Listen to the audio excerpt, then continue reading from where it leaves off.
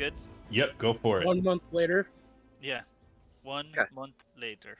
Hey, we made it. Yeah. All right. Yeah. So, previously on Descent into Avernus. Say that again? Previously on Descent into Avernus. You guys captured Thavius Craig, and We don't say that name. yeah. You guys were able to beat a confession out of him. As to what he has been doing. He revealed that he'd been working with Zariel, the leader of the of Avernus, in an attempt to they brought El Terrell down into Avernus, and then he was working with the Duke to make Baldur's Gate descend into Avernus as well. He was he was trying to crack the secrets of the Shield of the Hidden Lord when you guys entered the room. And now the Shield of the Hidden Lord is in the possession of Yassif. And you guys turned in Krieg, or no, you didn't turn him in because you've got him with you, don't you? Mm-hmm. Yeah, you brought Krieg with you. No, we Yeah. turned him into the captain. Yeah. Yeah, we got We Fisk have now. Palliser. We Okay. turned Thavius over to Captain Zaj. Yeah. Okay, gotcha. Alistair came with. So yeah, turn him over to Captain Zaj. Then you were introduced to she's like she's like a famous captain or whatever, and I don't remember her name. Liara Portier. Yep, that's her. She is the daughter of one of the leaders of the city, and she is the next person in line to actually become a duke. She has the most claim to it. So she tells you to go to Candlekeep and speak with Silvira, because she can reveal more information about Elturel and Avernus and whatnot. And so you guys head on your way. You guys cross a bridge and deal with some pickpocketers and some whatnot, and some enemies, whatnot. And then you guys make your way to Candlekeep.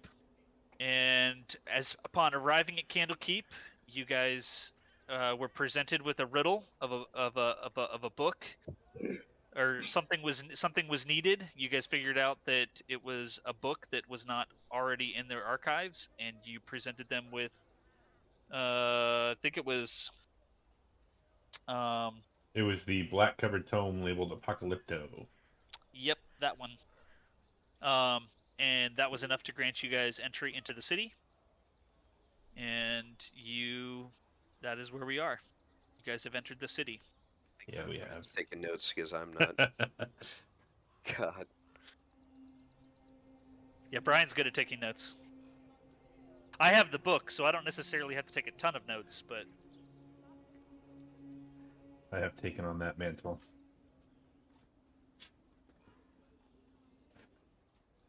all right.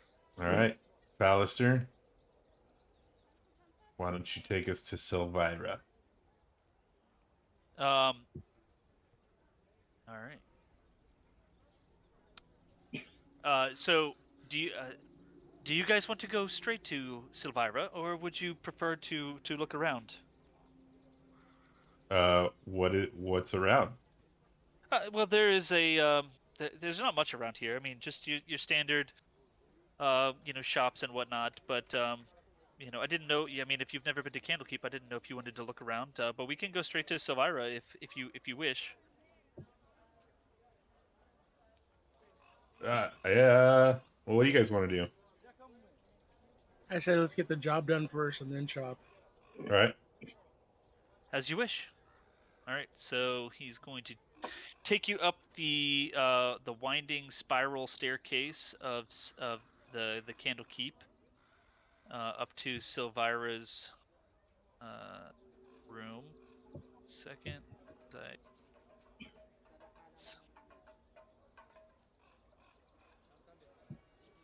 All right. You guys should all be able to see, right? Oh yeah. Okay. Wait a second.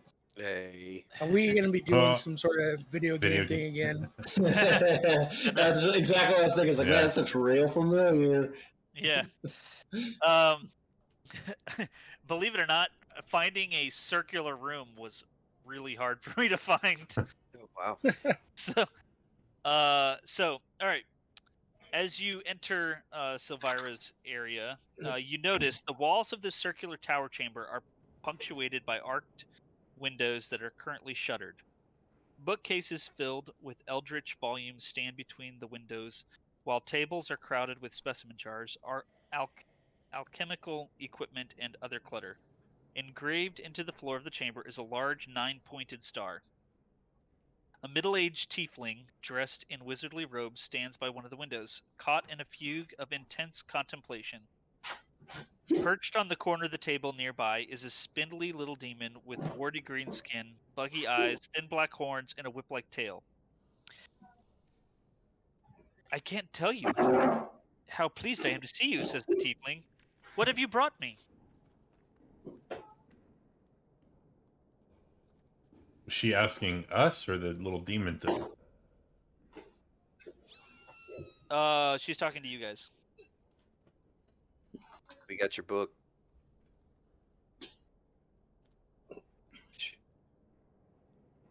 Sure, Yasif. Which book is that? The Apocalypto tome. Oh, yeah. You guys gave that. You We guys gave gave that that to the guards. Oh, Yeah. that's what we brought. Well, I'll throw my shield down on her table. I said, Oh, show her the cube as well. "Oh yeah, that's right." So yeah, I'll put down the shield and the what's it called? Oh, it's in my character sheet. Inventory, the Infernal Puzzle Box. Okay. Throw both of them Ah. down. Which would you like to know more about? Well, both if possible. Well, first, which one would you like to hear of first? Okay. Tell me about this shield. Ah. The shield is a symbol of good's triumph over evil. Gazing at such beauty, one can easily overlook the terrible force bound within it.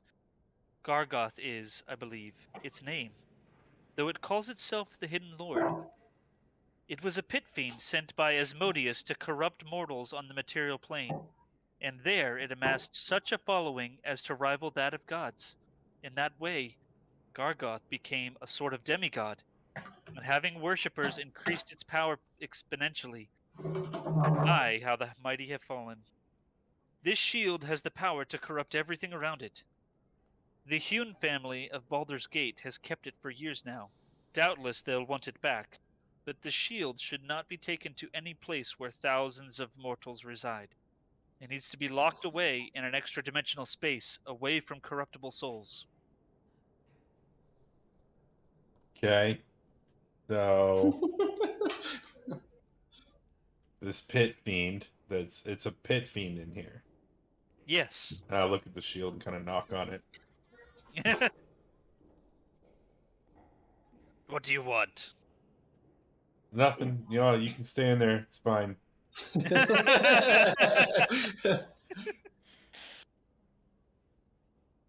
And then as for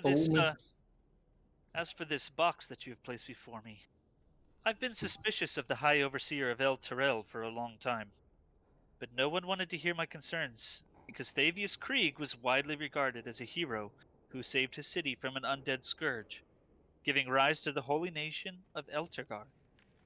Hailed as a savior, Thavius made all citizens of Elturel swear an oath called the Creed Resolute, which binds them to defend the nation of Elturgard. I met him years ago, and my instincts told me he was a charlatan. Afterward, I grew to suspect that he had cut a deal with one or more powerful devils, using the Creed Resolute to bind all El Terrell to his dark deal. I wish to prove my theory, and I believe the evidence is locked inside the box. Would you like me to open the box? Well, what's Please. going to happen if we open it? I imagine that there is a contract inside. The story continues. What's in the box? Yeah. Yeah. Open it up. But I'm gonna step back. Step 1. Yeah. Got a hole She in the begins. box. She begins to inspect the box. Jezebel, fetch me my flask of dark liquid.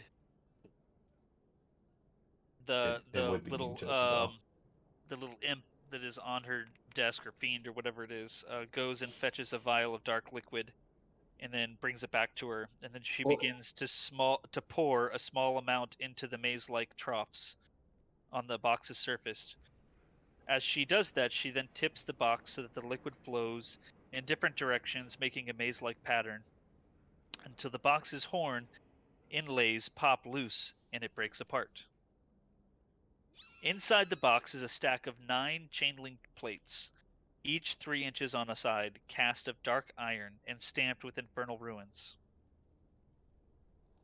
And she begins to read it to you guys. Be it known to all that I, Thavius Krieg, High Overseer of Elturel, have sworn to my master Zariel, Lord of Avernus, to keep the agreements contained in this oath.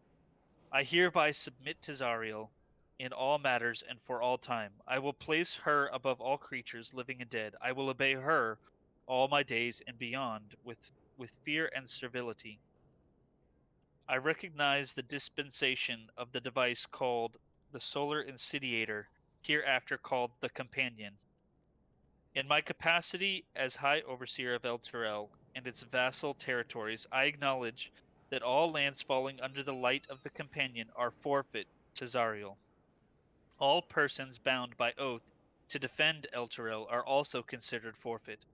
I further recognize that this dispensation will last 50 years, after which the Companion will return whence it came, taking El Turel and its oath-bound defenders with it, if that is Zariel's wish. All this is my everlasting pledge. So is You can, that how El Terrell was destroyed? yeah. So you can see Rhea's head begin to, like, she's heartbroken by this news. I mean, she knew of his treachery, but she did not realize it was to this extent, purposefully condemning everybody that was within the city. Zariel was the She be, altar down in the basement too, right? what's that? The angelic wings in flames. Yeah. That was Yep. that was That- Zariel. That was dude Ariel. was Yeah. worshiping it. Yeah. Yeah. You see Rhea collapse to the ground, and she begins to cry. Grizzlies will. He wants to ask. What what's her name again? Silvira. Yeah, Silvira. Silvira. He wants to ask Silvira. What is this solar insidiator Ah, that he mentions in his contract? actually, put her name thing. I didn't realize I didn't have it.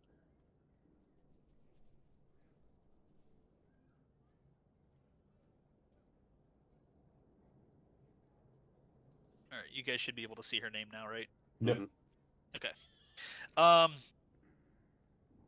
Yes. Well, I believe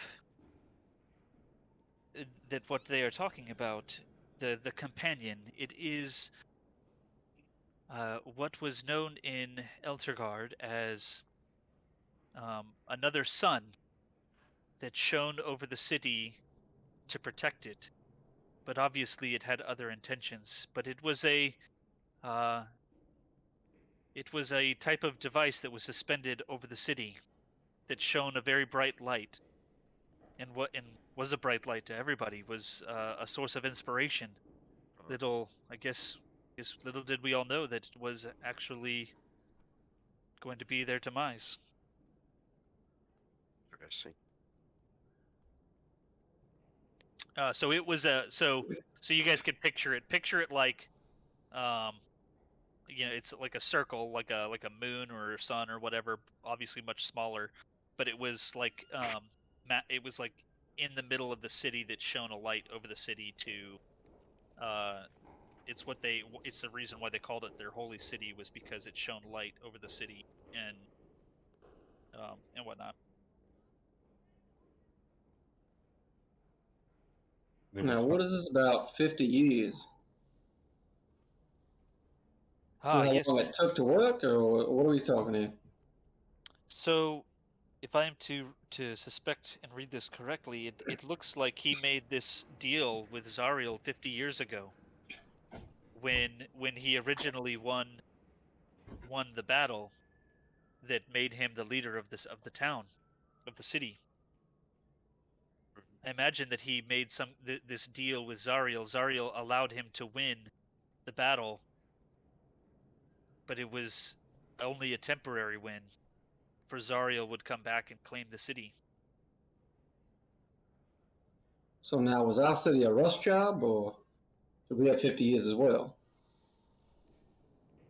I do not know of any contracts.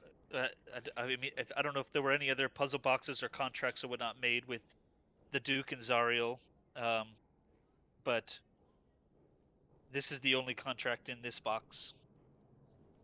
They were trying to destroy Baldur's Gate in the same manner. How were they going to do that? Were they going to call upon Zariel? It seems like that was the plan, unless they had their other plan may have been to release Gargoth from So the shield.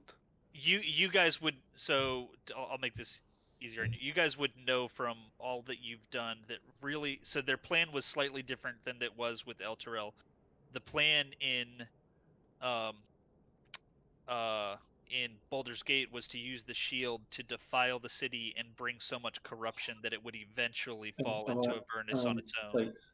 I bought some extra plates. I didn't know we had plastic plates. I just put some. What? I bought some styrofoam plates because I didn't think we had like extra. Oh, I bought some more, so they're down here as well. Huh? Today. I had to go get like cat litter and stuff, so I went to the store. So. Well, punch her. Clark, Hey, Clark. make sure you get Sorry. the real plates. Yeah, hey, Yeah. styrofoam is really bad for the environment. You Yeah, suck. man. That's fine. I only burn it. I don't actually use it to eat off of. It's a really good fire starter. Yeah, exactly. So yeah, So is this puzzle box of any use anymore, or is it just the evidence of Craig's betrayal? no, it's a contract that was already in place. So it holds no value other than it binds Thavius Krieg to Zariel. I would say we get this over to Captain Zodge as evidence in his trial. If you would like, concur. I can arrange a courier to send this over. Make sure it's someone you trust and that it can be protected. Now, do we think there's another contract out there Well, for our city? Fallister speaks up and says, "Well, I am not able to go with you guys to continue on your journey much past this. If you wish, you trust me enough, I can take it personally to General Zodge." Secret, keep it safe. Don't start any fires. Yeah. Watch some dude carrying a shield, just like fireball, fireball, fireball. But he's not taking the shield yet. I still got questions about that. Don't let it talk to you. Fool me once, shame on me. Fool me twice, ain't gonna fool me again. Now, Someone need to check on Rhea. Is she alright? She collapsed, right? well, yeah, Yeah, was just crying. She's just on her knees crying. Gotcha. She didn't like pass out, like hit her head No, or anything. no. No. Alright, cool. Darnell's Jeez. looking at her going, this one is leaking. Yeah. Your oil. You know what? I don't know if you guys watched the Orville, but Adam, I really feel like you should play Darnell like Isaac. That'd be good. Isaac's the android kind of data character on that show. I think I watched a few episodes of that show. Yeah, that's good. If you like Star Trek, it's great because it has the seriousness. Like they take space travel and all that stuff serious, but they're really like mocking it a little I bit. see. I heard the way, like, the perfect comparison that I heard was like the Galaxy Quest show that we never got. You remember the Tim Allen movie Galaxy Quest? Yeah. Mhm. Oh, I don't know that. Oh yeah. No? Oh man, that's a great. Yeah, you need to watch that. That was great. Yeah. That's funny. That was good. Sigourney Weaver, Tim Allen, and Alan Rickman. Yeah, it Maybe I was did good. see that. Yes. Yeah, it was good. All right. So the shield. Yes. So I will. So this pit fiend inside. He's already spoken to us and wanting to be released. And obviously we're not going to do that. But our goal now is to destroy him. And I'll kind of cover the shield so he can't hear it. For its ears. Yeah. Yeah. Cover its ears. Yeah. Your mouth the shield. He can definitely still hear what you're saying. I mean, you hear inside of your head. I heard that. yep. Obviously, Gargoth, we're not going to let you out and roam and kill everything. And he continues to speak to you, Yasif. Nobody else can hear him, but he speaks to you. Please, take me to the Nine Hells. I swear that I will serve you faithfully, as both a guide and an advisor. I swear it. Can I speak? Can I speak telepathically to him, or do I have to speak out loud? You can speak telepathically. You have a link to him. Okay. So telepathically, I would say, and what would you want in return, or what can you offer us? Wait, you already answered that. What do you want in return? Just to be taken to the Nine Hells, to Avernus? Yes. What are you gonna do when you get there? Well, you can just leave me there. Why would I do that? What is your So ultimate that- goal? My goal is to be free. But if you just leave me there, you don't have to help me. You don't have to help free me. You just have to leave me there. But you're powerful. But that will not be your problem anymore. Oh, right now you're not a problem. You're actually a help.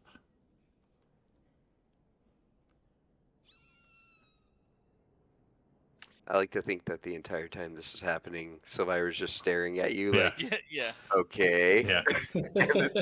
Yeah. And I'll just kind of hold up my hand to her and just kind of,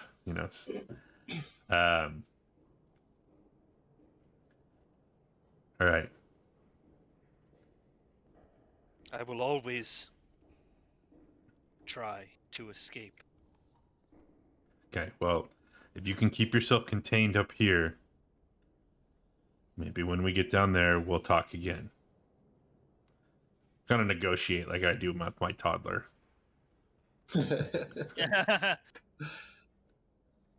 You will take me with you then? We'll let's take care of this first, and we'll see what happens. If you're a good shield, Yeah. let's see how it goes. Yeah. Okay. All right, that was easy. All right, so Silvira. Yes. Gargoth wishes to go to Avernus and has offered to help and guide us and to contain himself well on the mortal realm. That is your choice. It is. I cannot say that I would not be relieved to be rid of this shield from my presence. However, know that the shield can corrupt any mortal that he comes into contact with. So I am doing everything I can to contain that corruption. Drawing on every power that I know and those around me to keep it contained. I don't know that that will be enough, but as I said, I will leave it to you if you choose to take him to Avernus with you. if he holds true to his word to help you, he could be a powerful asset. He's also a demon, so there's that piece. Yes. All right. Was there anything else that we needed to ask her?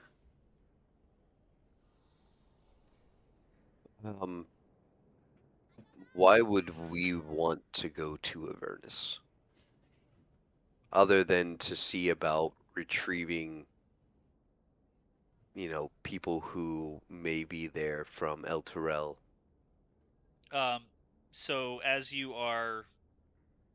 guys are all sitting there talking to Silvira, Rhea stands to her feet and she has this new resolve about her, and she says, "If Zariel wants my soul, she's welcome to try to take it.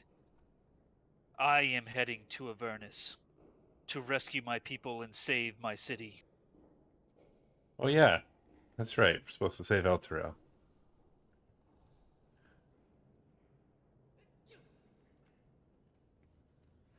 That was funny, Lucas. In Sirenscape, there was a sneeze right as you covered your Yeah. mouth. That was Don't perfect mind me, timing. guys. I'm just dying over here. Yeah. It's fine. I So will. yes, so Silvira will just she will re-emphasize that. Say yes, El Terrell is not completely gone yet. It is in the beginning stages of being gone and lost forever. But if you wish to help the city of El Terrell and the people that have gone to Avernus, I can provide you a way to get there. I'll walk over to Rhea and kind of, not quite like predator high five, but just kind of like grasping on, like, I guess by wrist or whatever, like helping her out, and say, sorry, it sounded like a minion. You should do the Yeah. you should do the Lord of the Rings, the clap on Yeah, the shoulder. Yeah, Right, there yeah. you go. Yeah. You have my sword. Yeah. Well, yeah, doing all that. Like, we are with you. You can count on us. You are not going in alone. We will travel into hell together. You have my shield. And my mace. In my nuts and bolts. And the necromancer says, "And your brother." I appreciate that. I will need all the help that I can get to restore my city. We'll get back, or we'll release a pit fiend and die trying. Or die try. Oh yeah, sorry. So, Or my bad. so Freudian slip. Silvira looks at all of you and says, "If this is your wish to enter Avernus, I can provide you with a map. Yes, please. Mind you, this map might not be entirely reliable because its creator went mad making it. And you should now see a map." Can Gargoth see, or can he just kind of feel around? Like, could I show this to the shield? I mean, yeah, you can show it to him. But I mean, he already obviously knows Avernus. Well, right, but I'm trying to verify its accuracy. He kind of looks it over and he's like, he says to you, are you telepathically asking him about it? No, I'll ask him out loud. It's fine. Okay. So he's only going to talk to you. Right, yes, that's fine. But he tells you it is vaguely accurate. It is generally correct, although some things look out of place. Like what? Darnell replies out loud, "I don't know. I've never seen this map before." Yeah. That's pretty cool, though. Yeah, that is a cool looking map. So, pretty cool. I don't know if you guys can see, but in the book is, so what I did was Oh, nice. I took a picture of the map And Oh man. yeah, it's a giant map. Oh, so what we're looking at in here is the picture of what the picture that you took. Yeah, I Nice. literally just put it out on my bed. Everywhere that I looked, like the pictures had like they had writing on it, like Right. here's these locations, which I'm Oh like yeah. that's fine when we finally get to that part, Right. but so this is a map of Avernus. So it's all of it's the entire thing. There's the entrance. Yeah. Silvira, what can you tell us about Avernus? Is there any we know of Zariel. What other lords reside there? And keep your pet There- quiet. Yes. Well, it would take a very long time to explain Yes. all of the 9 hells. Mute your and- mic, Clark. Oh. I don't know, babe. I'm in the middle of something. We can mute him. Dude, Or does I it don't mute him know. just What's for up? me? I think Brian has the rights to be able to mute him. I can mute him, but okay. He's not. He's okay. Sounds like he's back. Isn't your wife in the same house as you? Did she call Yes. She's literally directly above me right now. You guys just need like walkie-talkies. I know. And she's asking about, have you ever seen that there's a guy, like a Australian farmer who does TikToks, and he's screaming at his alpaca named Patrick all the time?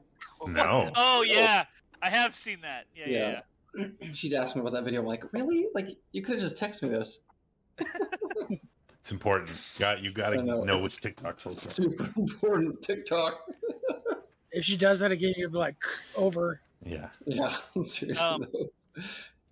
So you guys are welcome to spend some time in the city, like looking through the libraries. There's plenty of books on the Yeah. 9 hells and demons and whatnot.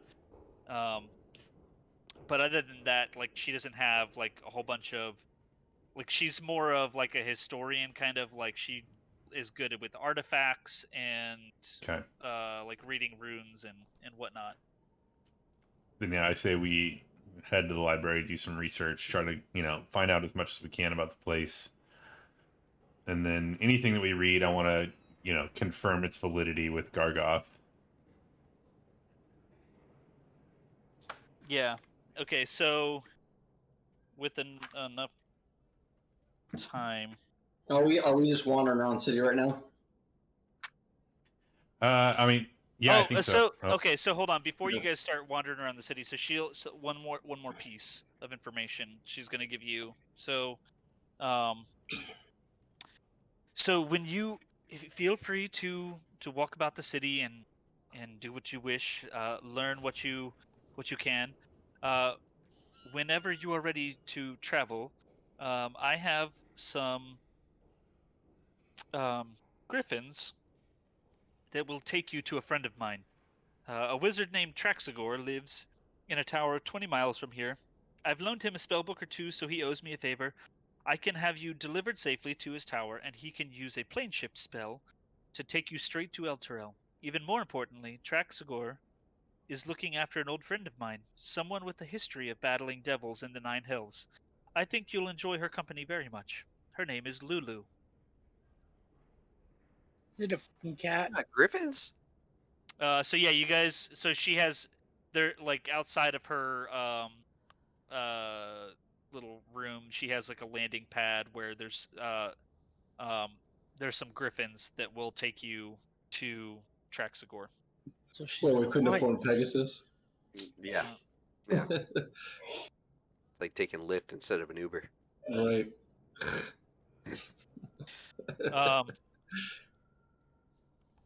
So yeah.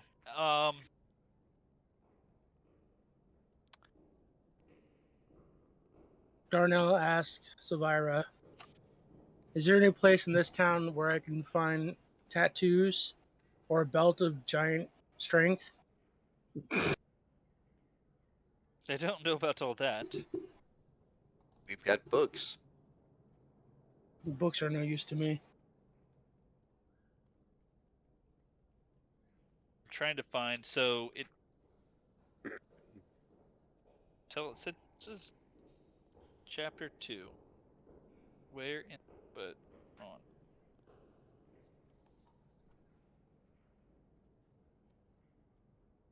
on. Holy crap. Okay. So, all right. So if you guys want to write this down, I will just give you this information at any point in time that you guys ask for it. So, Brian, I know you have the Dungeon Master's Guide.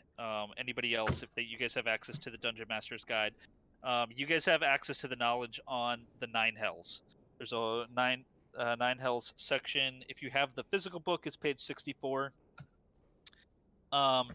But any information you want to know about Avernus, Dis, Minoros, Phlegethos, Stygia, Malbolg, Maladomini, Cania, and Nessus is at your fingertips. Those are the 9 layers. Hopefully, we won't have to go anywhere other than Avernus. Well, I think so. Let me just. I'll read through the initial, and I'll just read about Avernus, so that you guys have that general knowledge. Okay, so the 9 hells of Bator inflame the imaginations of travelers, the greed of treasure seekers, and the battle fury of all moral creatures. It is the ultimate plane of law and evil and the epitome of premeditated cruelty.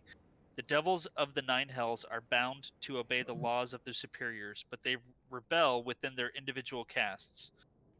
Most undertake any plot, no matter how foul, to advance themselves. At the very top of the hierarchy is Asmodeus, who has yet to be bested. If he were to be vanquished, the victor would rule the plane in turn, such is the law of the 9 hells. Evil pervades the 9 hells, and visitors to this plane feel its influence. At the end of each long rest taken on this plane, a visitor that isn't evil must make a wisdom saving throw. On a failed save, the creature's alignment changes to lawful evil. This is an optional rule if you want to run that. Yeah, which I probably won't do. You're right.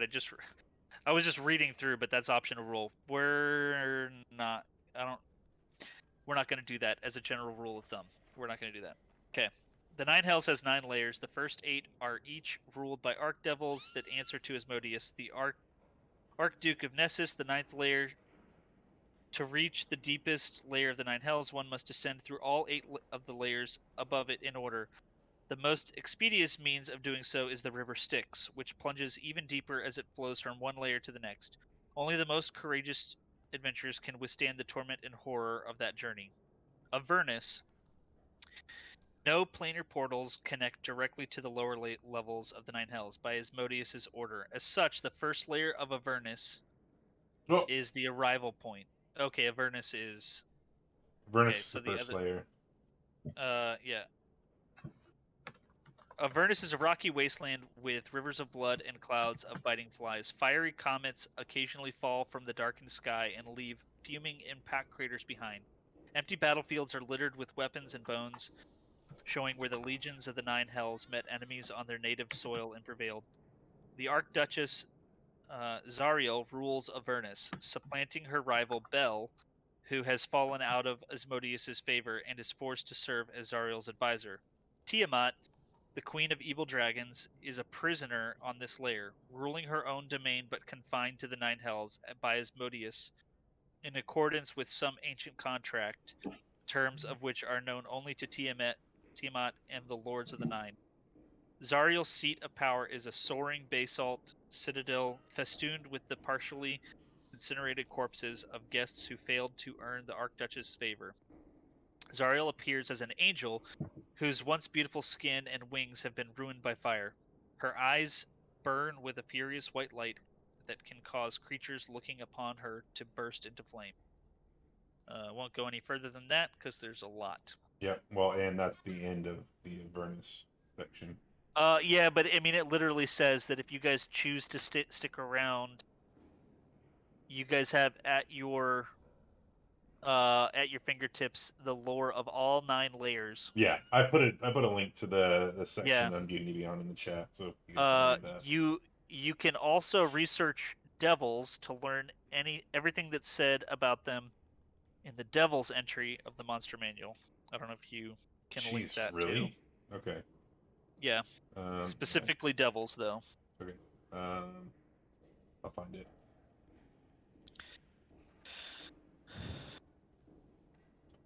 Devils, not demons. Yeah, devils. Oop. I guess demons aren't really known. I don't know. Fine.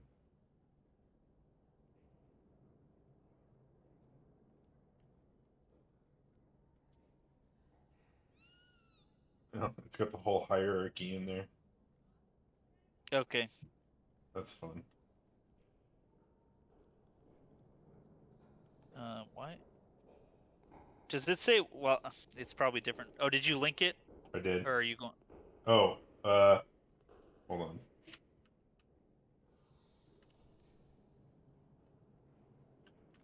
Why is it only doing the text?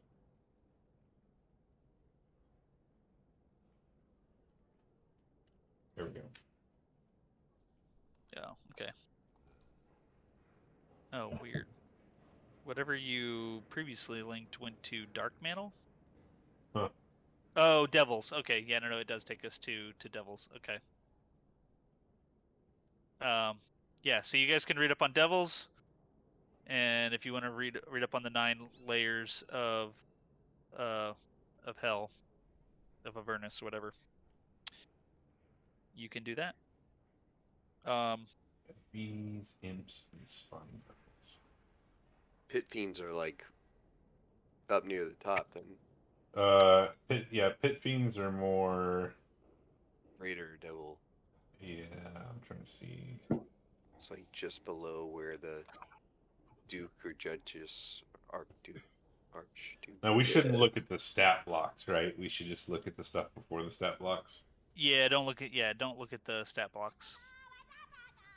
Quiet. Well, you. I mean, and the stat blocks might not be Yeah. Oh, there we go. totally accurate. Pit fiends are on level 8. Damn. Yeah. Yeah, they're powerful. Yeah. I don't want to mess with pit fiends. Yes. Oh yeah. So pit fiends are considered a greater devil, and they're literally a step below a duke or duchess. Yeah. So. Okay. All right. Well, I would say, how's everyone doing health wise? I'm fine. I think You guys should all have a long rest. rest at this point. Yeah. If you haven't. Okay, I'm gonna go ahead and long rest because I use. I'm gonna click it just in case. Yeah.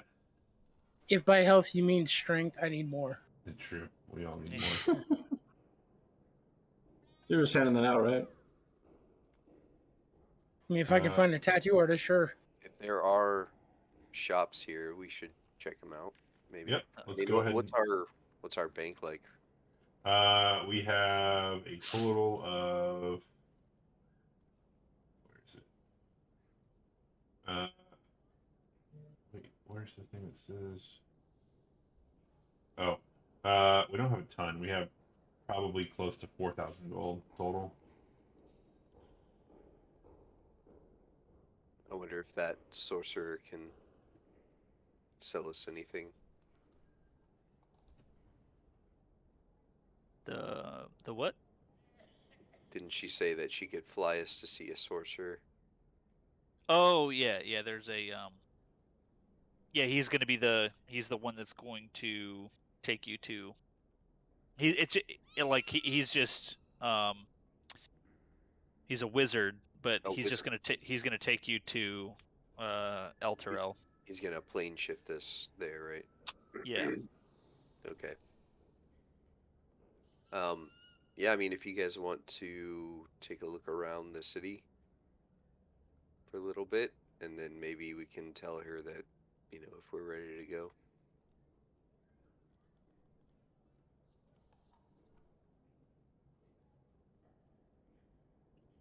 I'm gonna take the puzzle box out of my inventory since we gave it to him. I will be Right back.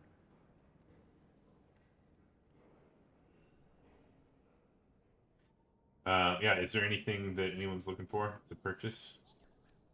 Tattoos, giant belt of strength.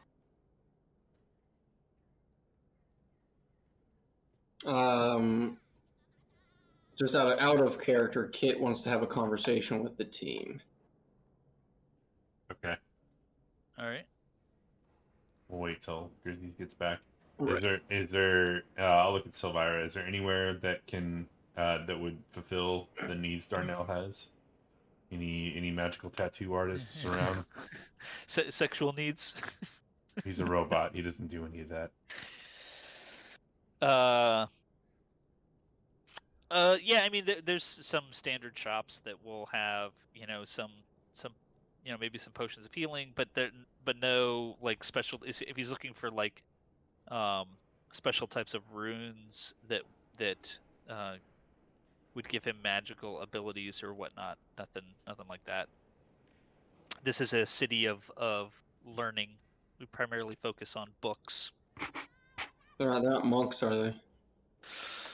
There are monks in the area. I mean, it's everybody is welcome at Candlekeep. It's a city of learning. Well, you're welcome as long as you bring something to contribute to the. Sure. Yeah. All right. Kit, you had something to say? Yeah, we're just kind of wandering off then. Yeah. Try to. We're out of we're on our own now. Yeah.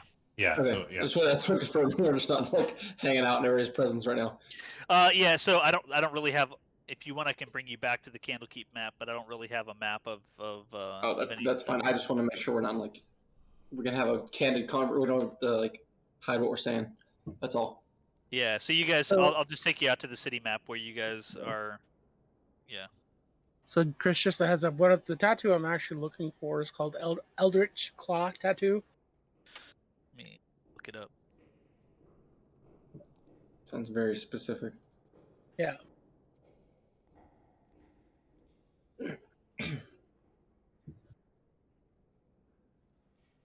I don't know about y'all, but risking our lives for somebody we just met and for a city we ain't never been to seems like a lot of work.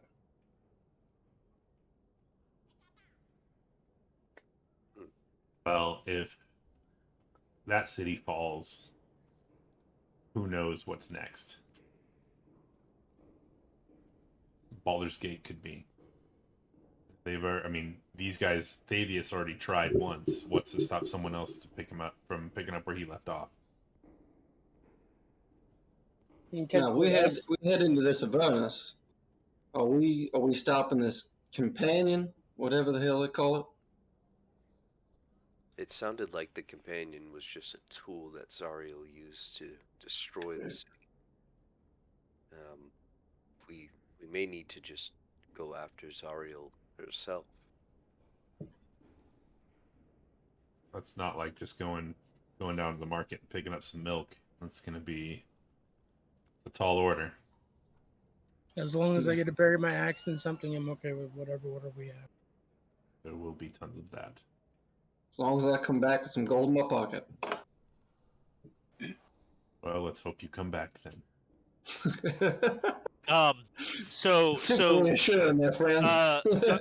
So Gargoth can hear obviously what you guys are saying, and he's going to tell, so he's going to tell you, yes, if there is plenty of gold in the nine hells. And I'll just anytime he talks to me without me knowing, I'll just kind of act a little surprised or kind of my eyes go wide or whatever. But I'll crack a smile and I'll look at Kit and just be like, hey, the shield says there's plenty of gold down there. For once, shame on me. Fool me twice, they gonna fool me again. Hey, don't worry about it. I got this, all right? The shield, I got it. Don't worry about it. Just saying that talking shield got me once. I ain't having it again. Yeah, he hasn't gotten me yet. So Adam, so what I'm looking at is nobody in the city is going to have what you're looking for to do the Eldritch Claw tattoo, because it is, from what I can see, it is a special. It's a needle that you would Mhm. find. Right. So it might be something that you can find on your journey, but it's not going to be anything that anybody's just going to have here. Okay. That's why I just wanted to find out if there's going to be like some sort of seamstress that has magic needles to do this kind of stuff or not. No, not here. And you understand why I'm going for that tattoo, right? Yeah, because your unarmed strikes are freaking ridiculous. No, it gives me a breach. So that way when we have stuff that's flying in the air, I can actually attack it. Wait, what?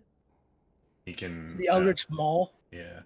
effect of it gives me a reach. That way if something's flying in the air, I can actually attack it.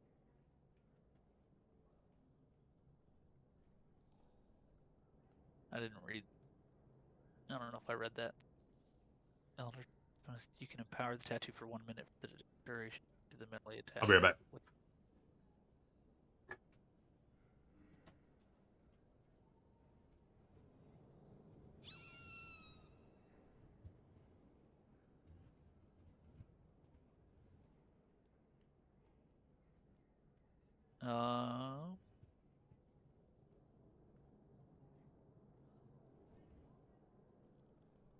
Ooh, that's actually really cool. Yeah. So I will keep this in my mind as we move forward. It's not going to be doable here for sure, but Right. I will definitely keep this. And just remember, tomorrow is my birthday. Yeah, I know.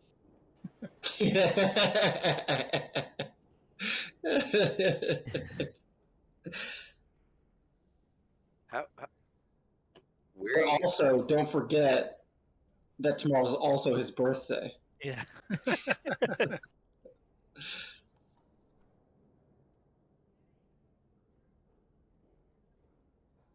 All right. Okay.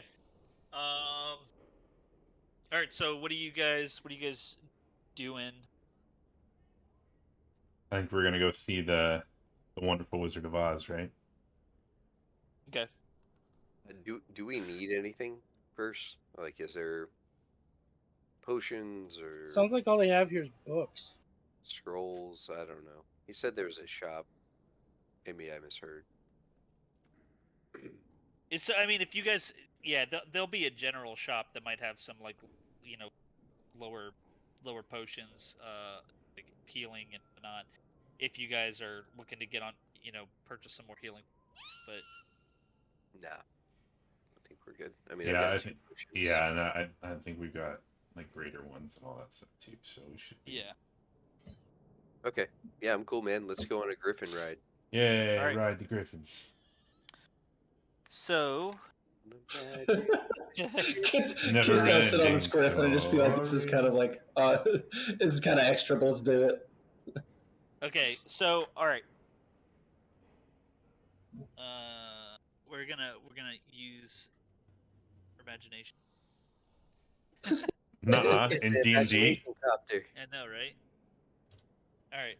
As Darnell flies off on the griffin, all he hears, for the horde. Yeah. Yeah. Darnell sits on a griffin and crushes its spine. True. Probably what happens. It just dies It's a instantly. dead Or Griffin. it's just like All right. So you guys hand the puzzle box to Fallister that is now unlocked and has the contract in it, and you send him on his way, and he leaves the city and starts to head back. As you guys go back up to Silvira's room, and Silvira ushers you to a crescent-shaped landing platform with a stunning view of the sea. Waiting for you atop this platform are several griffins with saddles, their handlers standing nearby to help you. The griffins have instructions to fly you to Traxagor's tower. Don't worry, it's safe. what are their names? Griffin 1, Getting some score though. Griffin 2, Griffin, Groffin, Groofin, Yeah. Gryffindor. and Gryffindor. Gleefin. And the small one's name's Bob. Yeah. Peter Griffin, Gryffindor. It just the whole. This one is ironically named Hippogriff. Yep. It just dies, And then the other one is just- halfway through. The other one's McGriff, the crime griffin. Yeah. And then this one is Scruff McGriff. Yeah, and this one over here, his name is Doug. Yep. I want Doug. I'm there. Come on, Doug. I want Peter Griffin. All right. So you all get on your various griffins. The griffins take flight and head out to sea, flying just below the clouds. Candlekeep looks no less majestic from the air, but grows smaller as the griffins soar westward. Large rocky islands pass below you, and beyond them lies the open sea. After a long journey, you see a windowless, doorless stone tower, which somehow floats in the sky ahead. The griffins pass through jagged holes, riddling the tower's conical peak, to land on the top floor below, which has a spiral staircase leading down.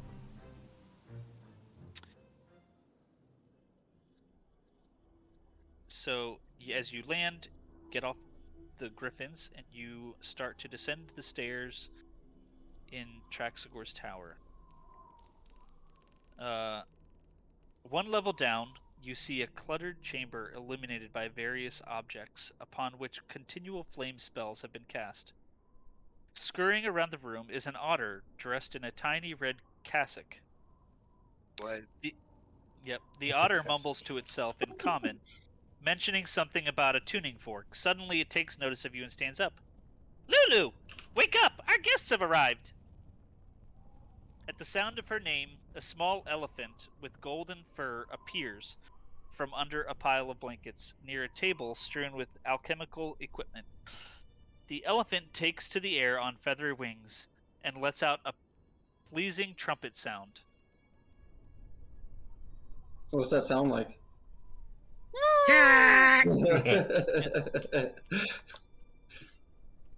Hey, Brian, at least it's not a cat this time. Like what? I don't remember. Remind me. Remember you had to have the cat falling around the sewer? Oh yeah. No, I got an elephant and an otter. So the otter scurries up to you and says, "Welcome to my tower! What? What the hell? I'll just look down. I'm Freaked out. Traxagor." No, Is he you're an speaking? otter. Grizzy starts opening his mouth and putting it over. Like, around. What are you doing? What are you doing? Huh? Oh, you speak. Oh, Yes. we are here to see a wizard. Yes, you are here to see me. I am Traxagor. So I Lyra am said it's- flabbergasted. I see your confusion at the shape of my body. Yes. Ah, Were you born this way? well, I was once an old it's a man. birthmark. I was once a human, but years ago, I was polymorphed into an otter, and I liked it so much that I made it permanent. Interesting. What do you like about being an otter so much? I get Just to land move in around a the lot. back. It's a lot Smack easier to move buttons. around than as a human.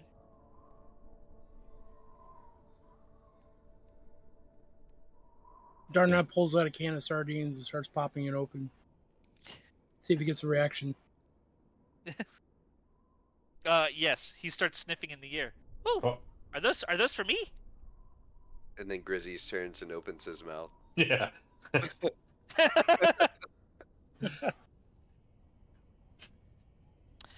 So he, Wait, what's the deal with the elephant? What is that? A wizard too? this is Lulu, the Hollyphant. Okay. Did it get polymorphed too? No, Lulu is from the, from Avernus. What? Yeah. I reached for my hammer. Why is it here? So first, remember that Silvira told you that there would be someone who is familiar with battling devils in the Nine Hells, and told you that her name was Lulu. Oh, okay, that's right. Okay. And Lulu speaks up and says, "I was with the angel Zariel when she assembled her army of Hell Riders to attack Avernus. Through the gate we went, tearing through devils like a song through air. Victory was within our grasp until some of the Hell Riders betrayed us. They retreated through the gate and sealed it behind them. Before she was captured, Zariel told me to hide her sword so that it wouldn't fall into evil hands. Someone helped me hide the sword, but I don't remember who. We found a place to hide, but I don't remember where. I eventually escaped Avernus, although I don't remember how. Most of my memory is gone, and I don't really remember why." All I can think of is the woodland critters from South Park.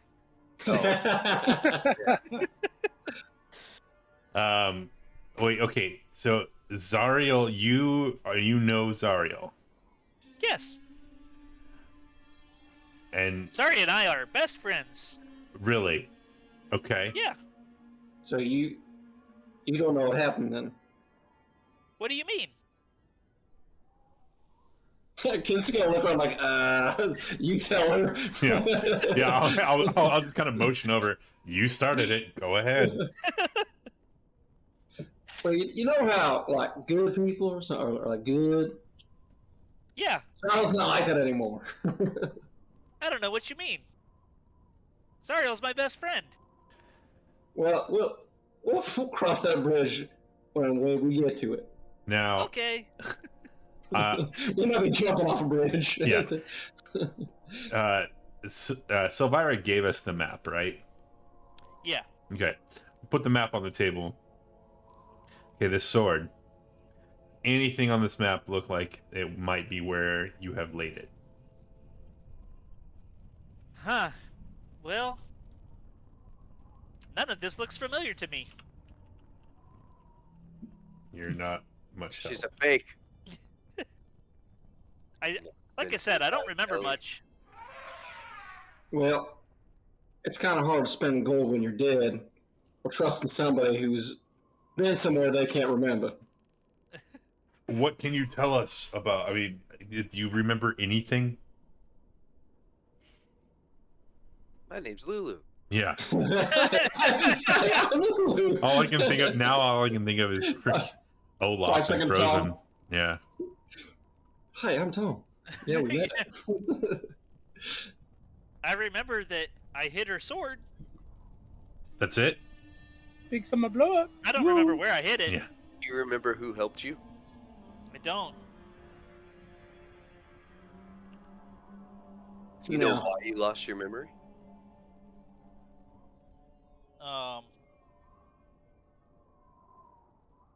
Say that again. Do you know why you lost your memory? Nope. Hmm. Do you know why I lost my memory? No. I'm gonna Well, look at the, This sounds like a horrible yeah. Luke we're just walking into here. I'm gonna look at the otter and be like, what's the deal? We were told this thing would be to help. Huh. Yes. Lulu can help you. She just Can't- needs a little bit of help remembering. When she first got here, she didn't even remember all that she just told you. Okay. Well, if she doesn't remember that, who's telling her what to remember? This could all be lies. Well, she's remembering it on her own as time passes. Certain things seem to trigger her to be able to remember more stuff. I haven't quite figured out what it is that triggers her memories to come back. I'm gonna pop the shield down on the table. Before Okay. you do that, Darnell's going to put his hand to the side of his mouth, like to cover from the otter, be able to see what he's saying. But he's going to say it loud enough anyways. He's going to like to the group. I think he's just trying to get rid of the dumb elephant. Yeah. Kit not covering your mouth. Just goes, I think so too.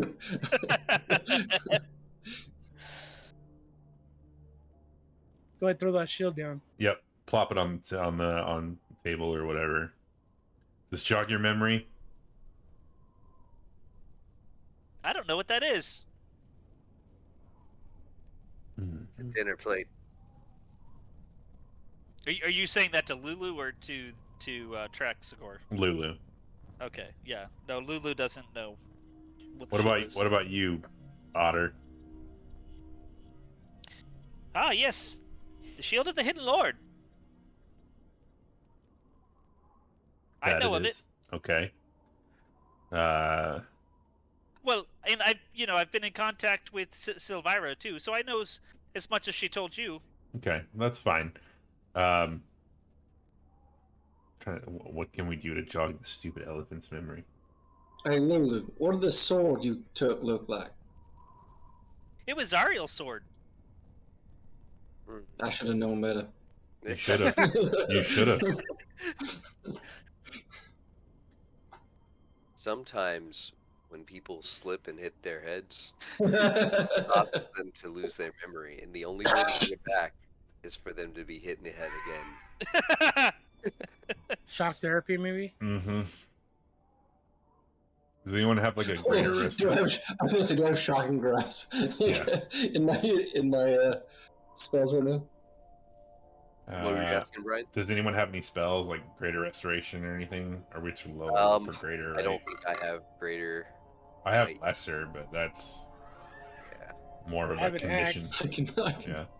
I can unarmed strike until I remember. Have inflict wounds. Yeah. Do that.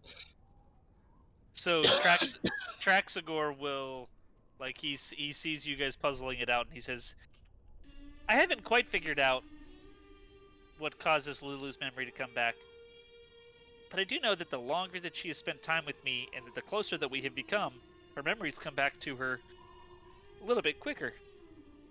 I remember an old tale about some fish that very similar affliction. One lost their kid and they had to go find it. Yes. Shark bait. Ooh, ah. So Yeah. we essentially have to become best friends with this elephant Not it. over a long musical montage. I will tell you. Y'all remember me saying maybe this isn't such a good idea? Remember that? Okay. I will tell you, although Lulu, doesn't look like much, I mean, she is a mighty warrior. She went into battle with Zariel. Okay, so I'll look at everyone. Are we taking this elephant with us? I guess. Okay. Maybe Hey. if we bring her to Avernus. Yeah. It will Hey, jog her Lulu. memory. How would you like to see Zariel again? Oh, I'd love to see my best friend. Cool, let's go. Let me tell you about my best friend. No. Singing God and damn, humming the whole time. we're doing this. We're taking Killed everybody, betrayed me in the end. we're taking Dory to hell. I have to say, this is the sweetest demon elephant I've ever come I across. know. I feel like this is a So- bad move. Yeah. So, Traxagor looks at you and says, so are you ready to go to Eltrell? Yes, unless you have any other information or benefits to offer us before we leave. Hey, do you have any magical items that can help us? I don't know. And then he kind of looks at you, and then he's like, huh? And he can't really. He looks like he's trying to think of something, and then he just starts darting all over the room. He's like, where did I place that thing? I know it's here somewhere. Where's that tuning fork? Does he crawl up somebody's leg? Yeah, he's like crawling up he's like looking in your cloak, and he's like, is it? No, not here.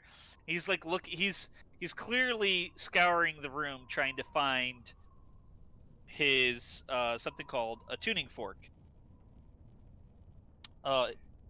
Would you guys like to assist him? Yeah, I'll roll perception check Yeah. or Roll something. me Whatever. a Written like. investigation. Hold on. It is. What the heck? Sleight of hand. No, where it says it right here. Deception. Perception, wisdom, wisdom or perception. Everybody roll wisdom, perception. Yeah, fine, let's get the rolling. Oh, that's a natural 20 or Oh. 27. It's a 9 for me. Got a 13. 16.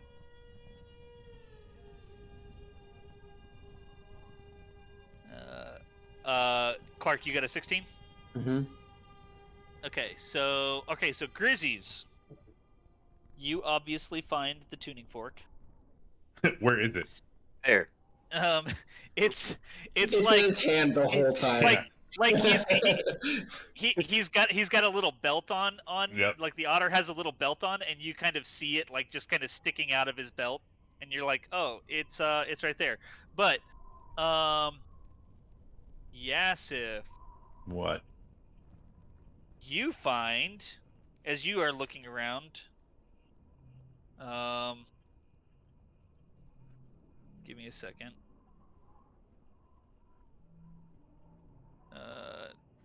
No sources. I don't. Gosh, I need to get a physical player's handbook.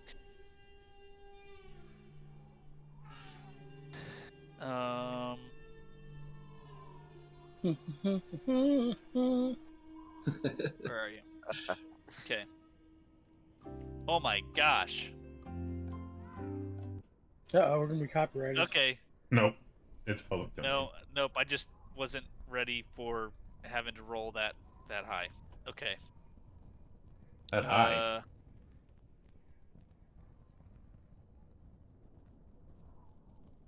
How do you roll a D100? It's you roll in. a D100? No, you just click the thingy, and it's the one Percentile with the dice. 2 d10s. Oh, there it is. There it is. Okay, D100. You got a 20. Hey. You find, Uh-oh. as you are looking around, Otter. Shit. a glass jar containing a weird bit of flesh floating in pickling liquid. Is that your jam of the month? Yeah. That's what you find. I'll kind of shake it and point at Troxagil or whatever the hell his name is. Hey, what's Track this? cigar. Oh, Trogdor? you can have that. Trogdor. Yeah. You can have that if you want. No, I didn't ask. yours. What is it? I mean, what does it look like? It looks like skin in a meat. jar. Yeah. Yep, that's what it is. Okay, Exactly what it is. why do you have it? Okay. I don't know. I got lots of things. Maybe some of these stuff is, ingredients that I need for spells. But you can have that. I don't know. I don't think I need that. Okay. I'm gonna set it back on the shelf. Okay. I mean, if kind of look at it, is there anything obvious of like what it is, or is it just a jar of skin? That is literally what it is. All It right. says whoever rolls the lowest rolls a D100 and gets a random trinket from the trinkets page. Cool. All right, I'll put it in the bag of holding because who knows? We may be able to use it at some point. How many skins are in this jar? Yeah. Pickled skins. Yeah. Pickled, So yeah, it's pickled human skin. make them handy. How many pickled skins are in there? Are there 4? Okay, what's the name of the trinket? It's not a name. It's like I just tagged it. That's what it is. I just put it in the chat. But is it like an item on the trinket table? Nope. You just made it up? No. It is on the trinket table. Oh, okay. But it doesn't have a name. It just has a description. Got it. Okay. Like for everything. Yeah. That's all that's in the player's handbook. There's nothing else. Got it. Other than it's number 20 on the player's handbook. All right. I put it in the bag of holding. All right. Traxagor says, "Ah, What? you found my tuning fork." Oh. You had Are it the you whole time. Oh, so it was. It's really hard to see everything with these little otter eyes. I like getting around quickly and whatnot, but sometimes it's really hard to see everything. Yeah. All right, are you guys ready to go? Yes. Yep. What's the tuning fork for? So the tuning fork is specifically, it attunes you to the to Avernus and to Elturel. It is specifically attuned to the Nine Hells, so that he can transport you there. All right. So, second.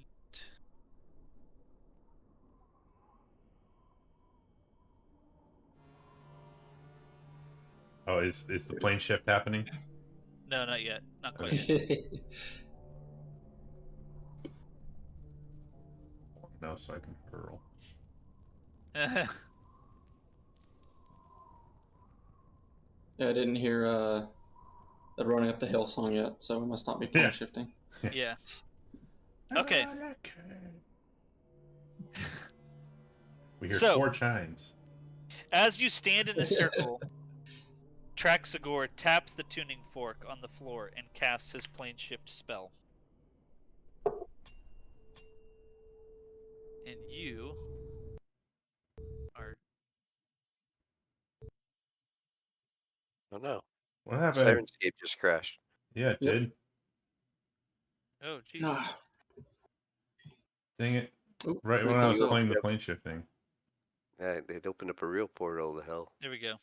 Yeah. Oh, there we go. Oh. All right, and you guys are transport. You guys should be in Elturel now. Oh wow. Yeah. All right. This city's on fire. This city's on fire. All right. So you guys are transported into what you currently see. A hot, stinging air assaults your senses. The city street in which you stand is lined with buildings that are crumbling, if not already collapsed. The ground shudders beneath your feet. In the red, smoky sky, a 400-foot diameter sphere of darkness discharges strokes of bluish-white lightning that strike the city at irregular intervals. Perched atop a distant bluff overlooking the rest of the city is a crumbled fortress. Traxagor gazes up at the black orb nervously, utters a few arcane syllables, and disappears in the blink of an eye. What? Never trust an otter. Well, that can't be good. They really let this place go to the dogs. He said. Yasif and Grizzies, give me an Arcana check. Oh. I can do that. That's a 3. 4. Wow.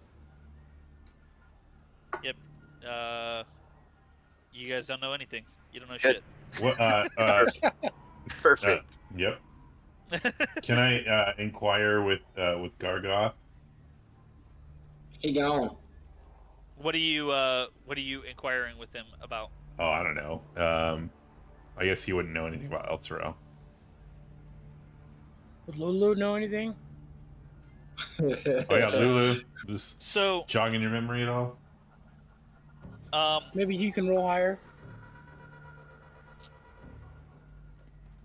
So Jeez. she recognizes that so she says, "Huh. This feels familiar, but not in a good way." You've been to Elturel before? Well, so she's been to Avernus, so Right. she recognizes the general feel of the place. Oh yeah.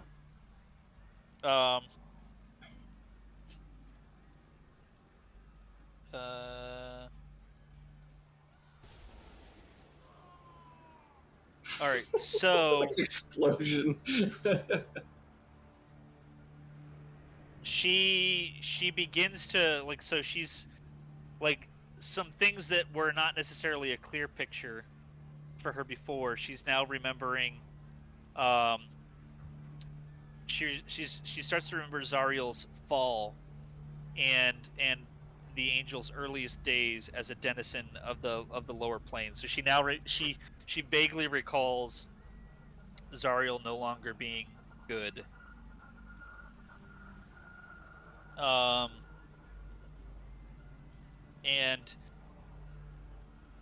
then kind of just like out of nowhere, as if she didn't know that she was going to do it, she kind of floats up into the air and she immediately casts light. What? Why? What is that? And she's like, she goes, "Oh, what? Huh? I had forgotten that I could do that." Well, Great. damn, we need to get cover. She just kept where we're at. Yep, let's get this elephant down and let's keep that contained and let's try to find some sort of cover. Come on, Lulu. Follow us. Okay. And try to Leave your light here. Don't bring it with you. Yeah, so what all do we see? What do we see around us, like in our general vicinity? So as you're walking around, you're just seeing, just destroyed buildings and it's, Don't forget the bright Yeah. elephant flying around too. Yeah. You're you're feeling slight rumblings underneath your feet of earthquakes and whatnot, and you can also kind of hear in the distance that is you can hear like a lot of battle. Coming from which direction? Give me a perception check. Oh yeah. Everyone or just Yeah, us? you can all give me a perception check. Yeah. Ooh. All right. Yeah, Darnell rolled high enough for everybody. 21. 3. Yeah. So you can tell that the sound of battle. So first of all, it's not waning. Like it's not like coming in waves or anything. It just seems like a constant battle, and it's coming from beneath you. Like. So, and like not beneath you as in like underground, because there is no underground. Like beneath you, because the city is floating Right. Okay. above the river Styx. So it is.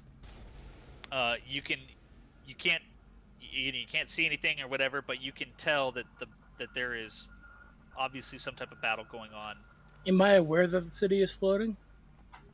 Yeah, you can generally tell that the city is All floating. right. Well, then I just tell the group that I can sense battle below the city. Is okay, good to know.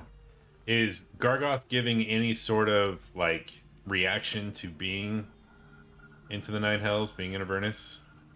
To you, Didn't Gargoth disappear as soon as he got here? No, that was That was the otter. Oh, okay. Yeah. You're talking about the guy in the shield. Yeah. Same thing. Yep. Yeah. Otter, pit you fiend. Give me a perception roll. Those Brian. have been great. 14. You can sense that he's frustrated. Frustrated. He wants out. All right, so I will. I'll telepathically ask him. What's wrong, buddy? Yeah, what's going on? How you feeling? It is strange being back here. It has been a long time since I've been back here. Yeah, there's a floating city in here now. Do you know?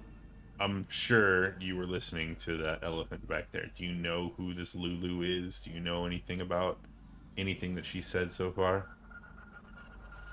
I do not. Wonderful. What do you know about Zariel and her sword? Well, Zariel had a famous sword that she went into battle with, that it empowered her and emboldened her to be a very powerful foe. But she lost it. Yeah. Apparently that's not the case. Apparently she told this elephant over here to go hide it somewhere. So now we gotta find it. Anything triggering you to remember where that sword went?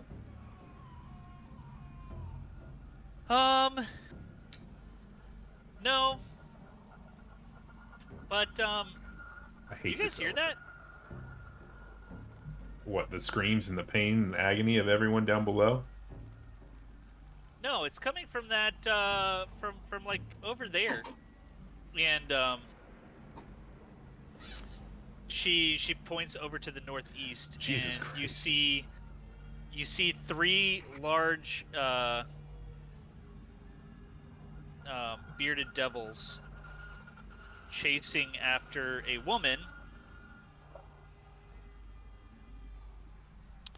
Well, here, I'll just read it. Around the corner of a still-standing structure runs a woman with 2 toddlers, one in each arm. In her wake amble 3 infernal monsters with glaives and snake-like beards. The fiends are laughing darkly.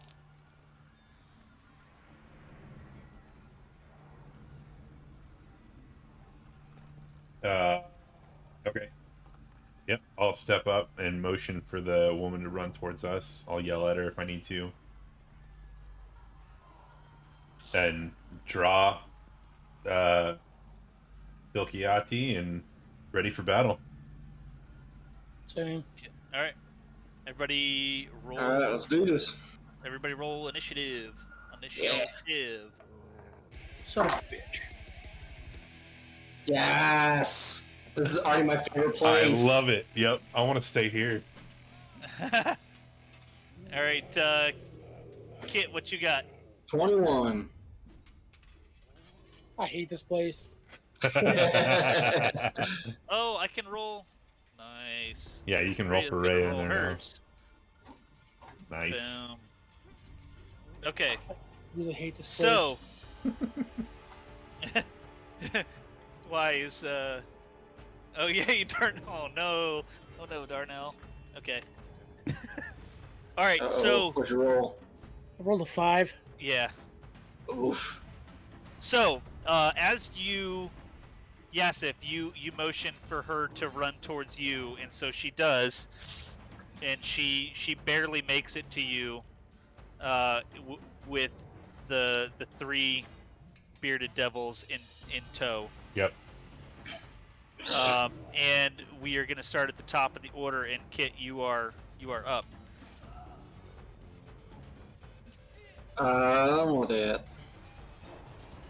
Oof, are they that big? Yeah, they're big. I mean, yeah. They're large or huge? You can't mean remember. as far as their Their Their size. technical size. they're medium. 10 foot by 10 foot? Huh, what the heck? What just happened? I just want to make sure. Like, I was like, dude, these things are hefty boys. Yeah. Welcome to Avernus. You're gonna die. Yeah. I Yeah. was like, Okay, they're not that big. okay. Okay. That's good to know. I was like, dude, I can't. Well- I'm not going first. I'm gonna hold my Yeah, action no, and it's not just- bleed to death for a shot. So they're bigger than you, but they're not they're not Right. that big. Right. Yeah. Okay. Yeah. All right, Kit. I am going to. Let's see.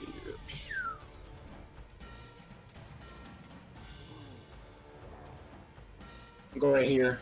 Land right there. And then I'm going to call on Arms of the Astral Self. So everybody needs to make a dex saving throw of 13. Who's Okay. everyone? The Gossip and Darnell? No, the enemies. Just the enemies. I'm Okay. not attacking you. I mean, there are spells that just like go everywhere. Yeah, no, this is just Arms of the Astral Self. Yeah. So everybody's enemies within 10 feet of me. What do they need to beat? DC 13. Okay, they all fail. DC 45. Yeah, right. So that's 2d6 of force damage. That's so stupid. They all take 2 damage. Oh. 13. What a way to start it off, right? How much? So, 2? 2. I rolled double ones. so when you do 2 points of damage to each of them, the first thing that popped in my mind was like the Three Stooges, Yeah. like slapping each other in the face. Yeah, you know, all that kind of stuff. Yeah, it's so bad. That's what I see the extra arms doing. Yeah, exactly. Just eye gouging. So that was my bonus action. Not quite a very good action, but I am with you 100% on that one. And so I'm going to hit the guy in front of me. Attempt to hit the guy in front of me twice with my quarterstaff. I'm guessing a 10's not going to hit. let's see. Nope. And then a 25. Yep, that'll hit. Okay. Which one are you going for? The one I can reach, because I can only hit 5 feet with the quarterstaff. Okay. I can hit 10 feet with unarmed strikes. All right. Okay, so that is 1, 4, 7 for 11 points of bludgeoning.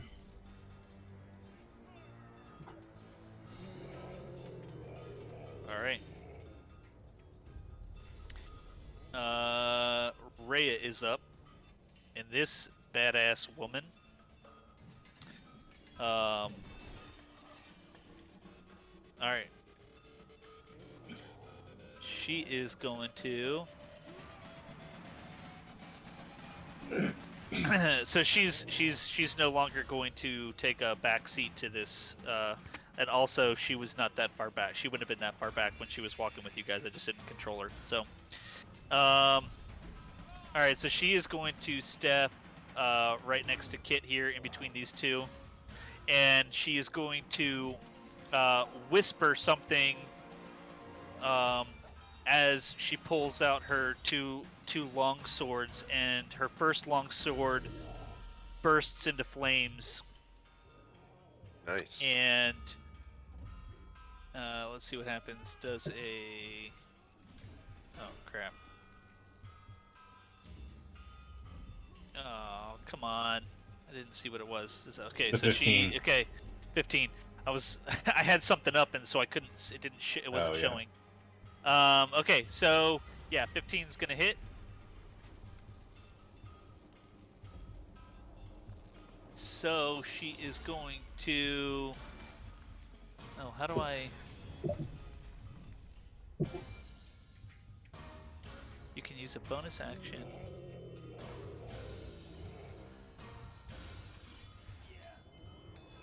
Okay, so she's gonna do... 6 plus...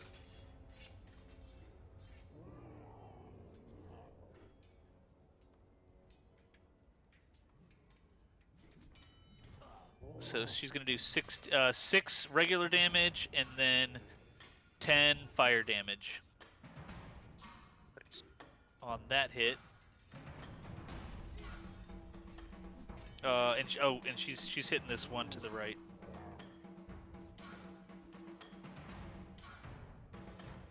And oh, okay.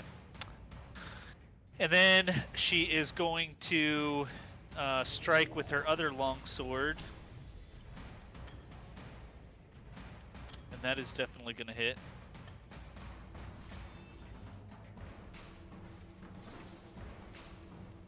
For another 6.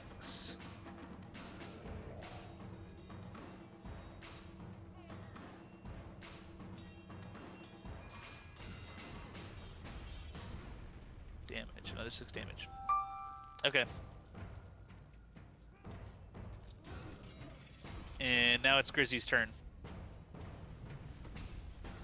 Yeah, Grizzly's gonna cast Sacred Flame on this one here. All right. So he's gotta pass a Dex saving throw of 15. Yeah, natural 20. Oh, okay. All right. Yep. That's his move. Saber That's step it? again. All right. Yasif. All right. I'm going to go ahead and walk up right here. And I am going to rear back my mace, and I'm going to go ahead and swing, or sorry, not mace, my hammer, and swing at this dude here. Does a 14 hit? It does. Hey, all right. I'm going to go ahead and pump one Divine Smite into it at level 1. So, it's going to be 13 points of damage, of bludgeoning damage. And then... You're hitting this one up here? Yeah. All right. And then it is another 9 points of radiant damage. And, what did you say it was? 9 of what? 9 points of radiant damage. All right. And then I'm going to go ahead and swing again. Go for it. 18 That'll hit. for 8 points of bludgeoning.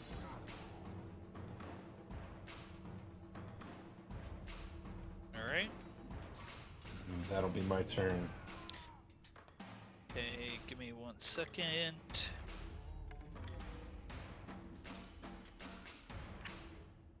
Get up.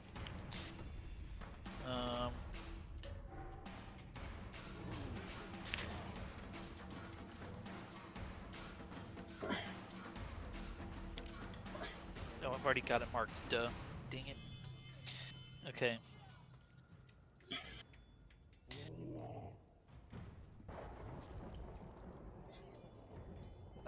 So Lulu's just gonna kind of hover closer to you guys and be like, "Hey, you guys need some light?" No. And then, Whoa, I just lost your camera, Chris. what's that? Your camera went off. I lost everybody's cameras. So Chris, just click reconnect. Everyone else wait. Me. There we go. All right. So yeah, Lulu's just gonna hang out there and cast her light on everybody so that y'all can see exactly what you're doing. You know, because you guys need to be able to see. I hate this elephant. Cool. You can come fly by me, Lulu. And so, all right, so this guy's gonna take his turn. What am I gonna do? All right, so up here he's gonna the northern one he's gonna attack Yasif, and so you see these snake-like. His beard is made of snakes, and like they coil up and they reach out, and they try to attack you. Does a 16 hit? Nope. All right, so they strike out and they hit nothing. And then he is going to attack with his glaive. Does a dirty 20 hit? Nope. A dirty 20 doesn't hit you? Nope. You He bastard. posted his AC in the chat earlier. Yeah. Oh, Funny. Go up a little bit. Yeah. Oh, 22. Jeez, you dickhead. Oh my god. You're the one who gave me the shield. I mean, well, you took it. You're right. All right. Oh yeah, don't forget. I think you can play the shield. Your shield can do stuff. Yeah, the only thing he can do is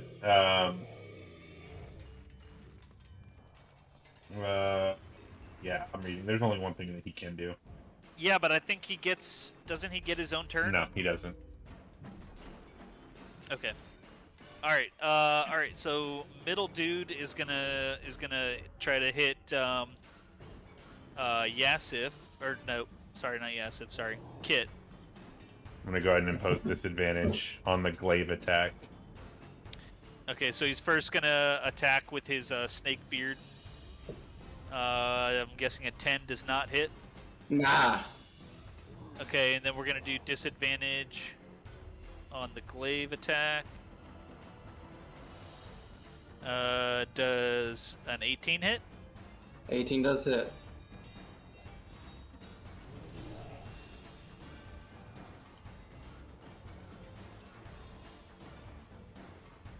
Oh. Okay, so first, you're gonna take 5 points of slashing damage, and then give me a Constitution saving throw. You get +3 on that. Okay. Oh wait! Hold up. Oh. Yeah. Okay. No. Go ahead and roll the Constitution saving throw. Okay. Con save.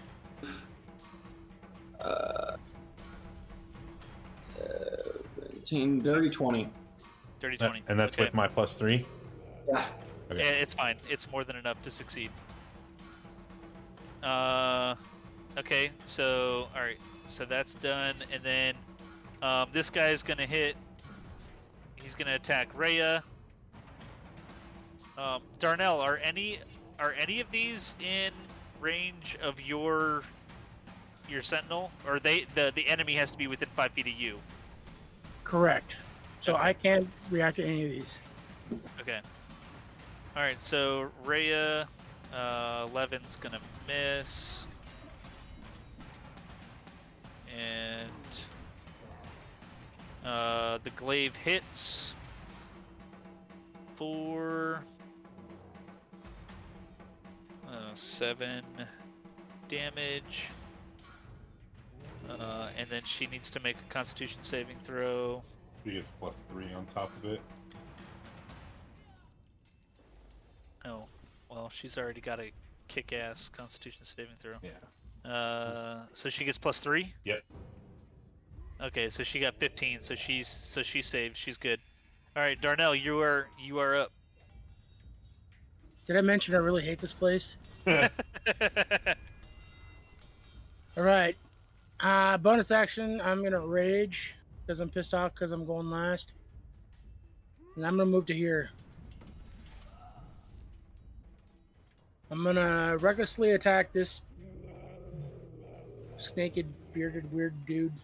Yep.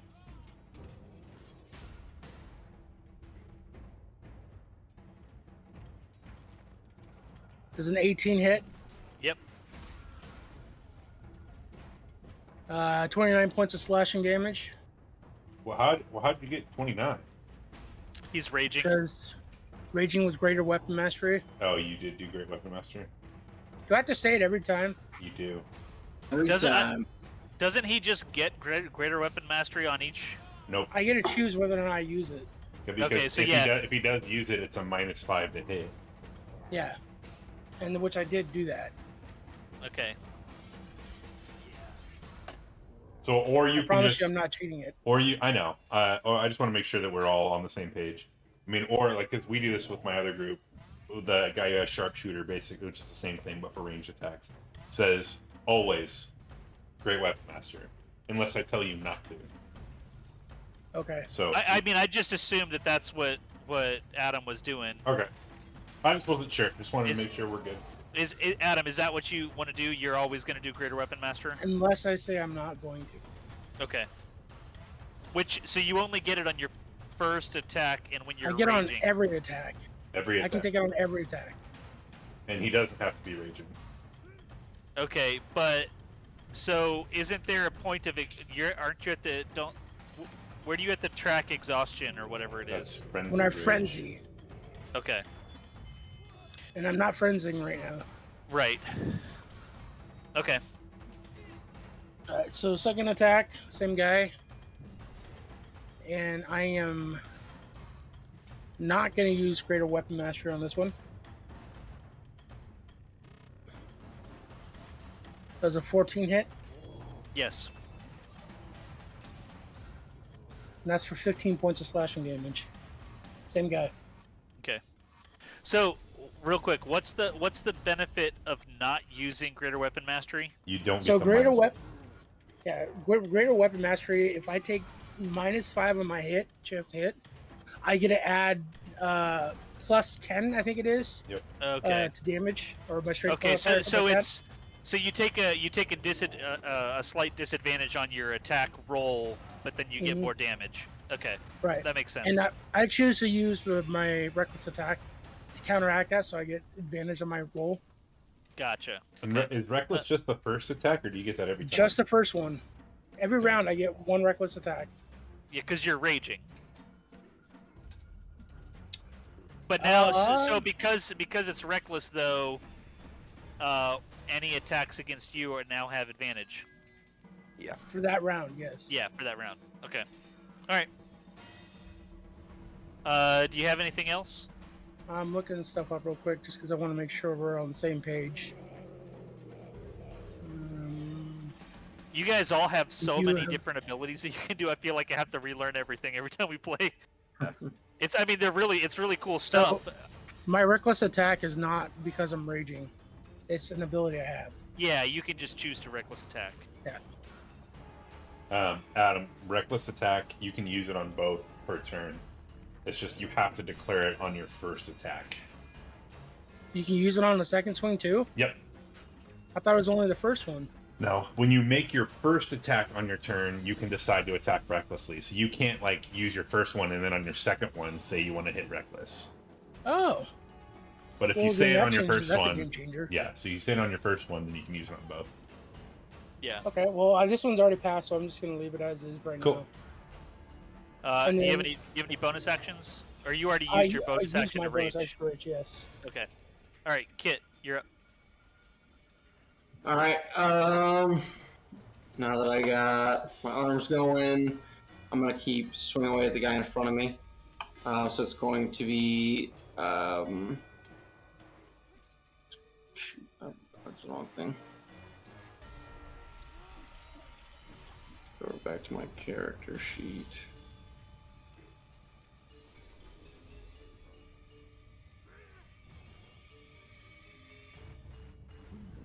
Okay. And yeah, there we go. So I am going to do 2 quarterstaff attacks on the guy directly in front of me. This guy right here. Okay. A 26 and a dirty 20. Yep. Those are both hit. Gosh dang. I'm rolling terribly. Let's see. For 11 bludgeoning damage. That's total. Yeah. I'm not rolling super well on damage tonight.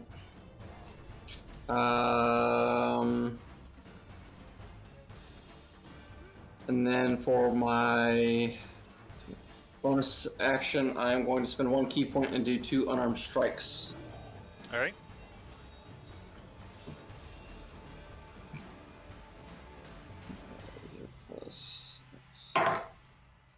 So that is a 19 to hit.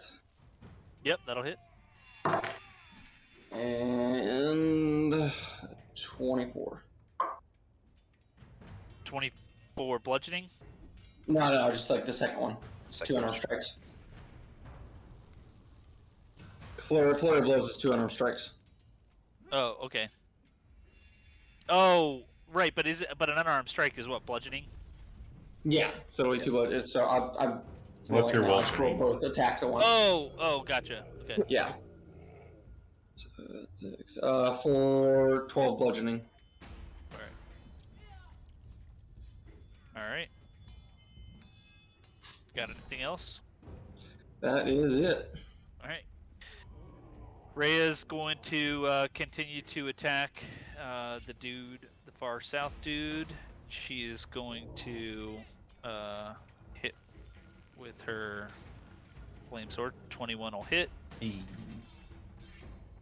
and that will be for 10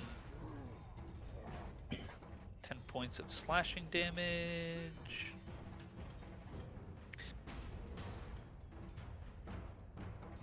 No. And then, Adam, did you mean to go live? Yeah, he's showing me something really Yeah, quick. I'm showing Brian something real quick. Oh, okay. And then we're gonna do.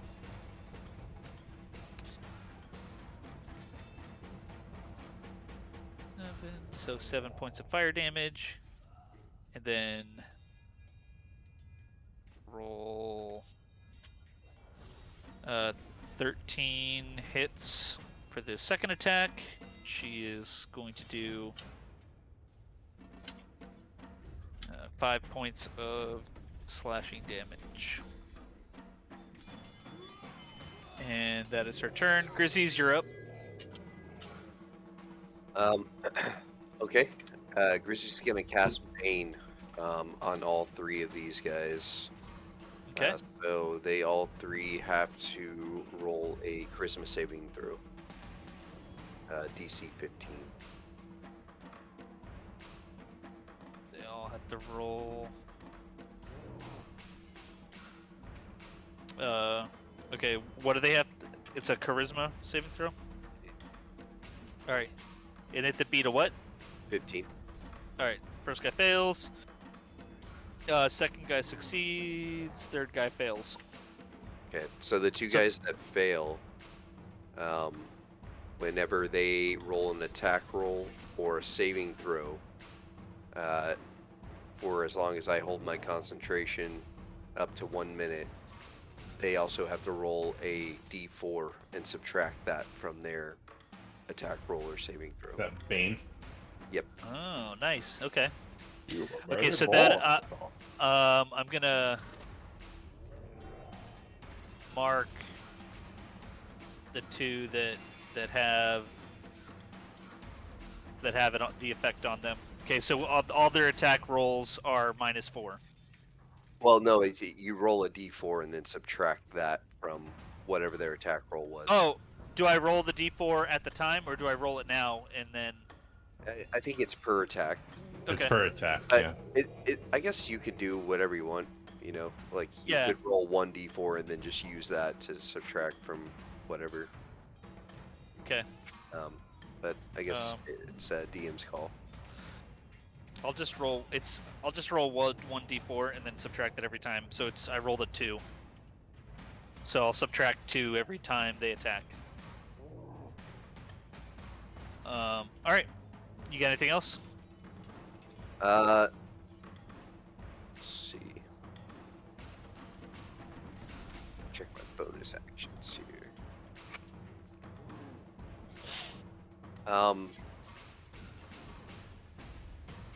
Yeah. I'm gonna cast Buddy's Revenge on the guy in the middle who passed Alright. the saving throw. So it's a dex saving throw of 15. He fails. Alright, so 3d6 cold damage.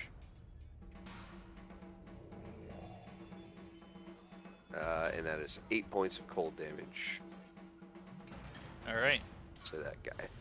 He is My turn. he is you see one of your snowballs just manages to hit him right in the side of the face, and you see blood start to drip from his mouth.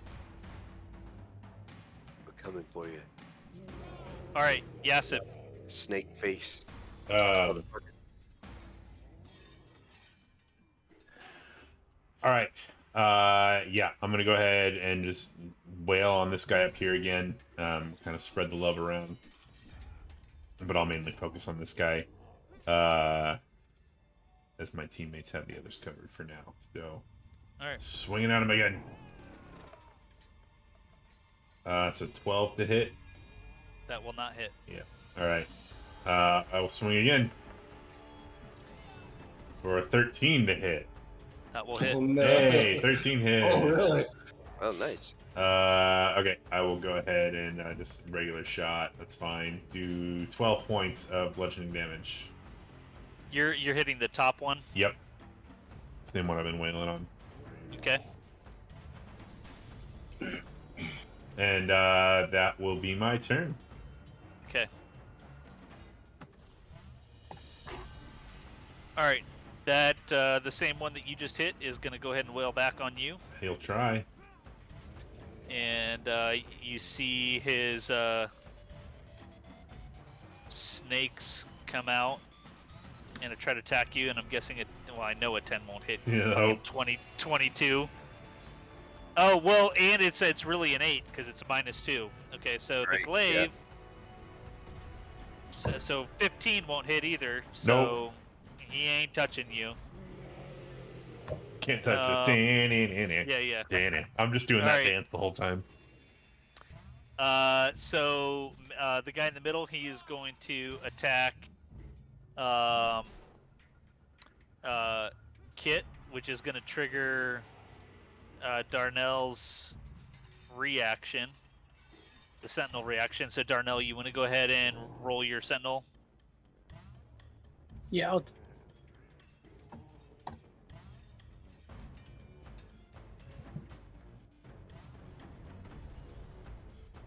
let's see.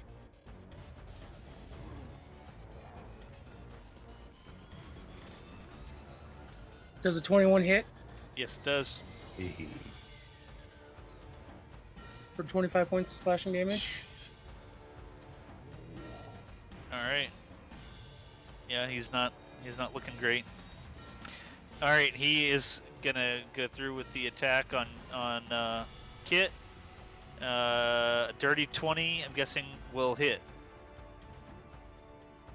I'm sorry. No, that's Kit.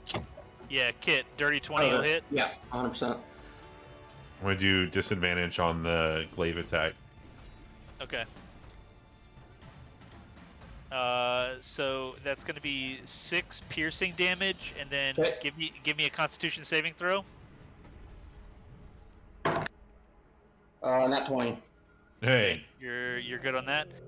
And then he's gonna attack you with his glaive, and that is gonna be 13 to hit. Does a 13 hit? Nope. Okay. That's gonna be it for him. The other one is going to attack Rhea. Oh.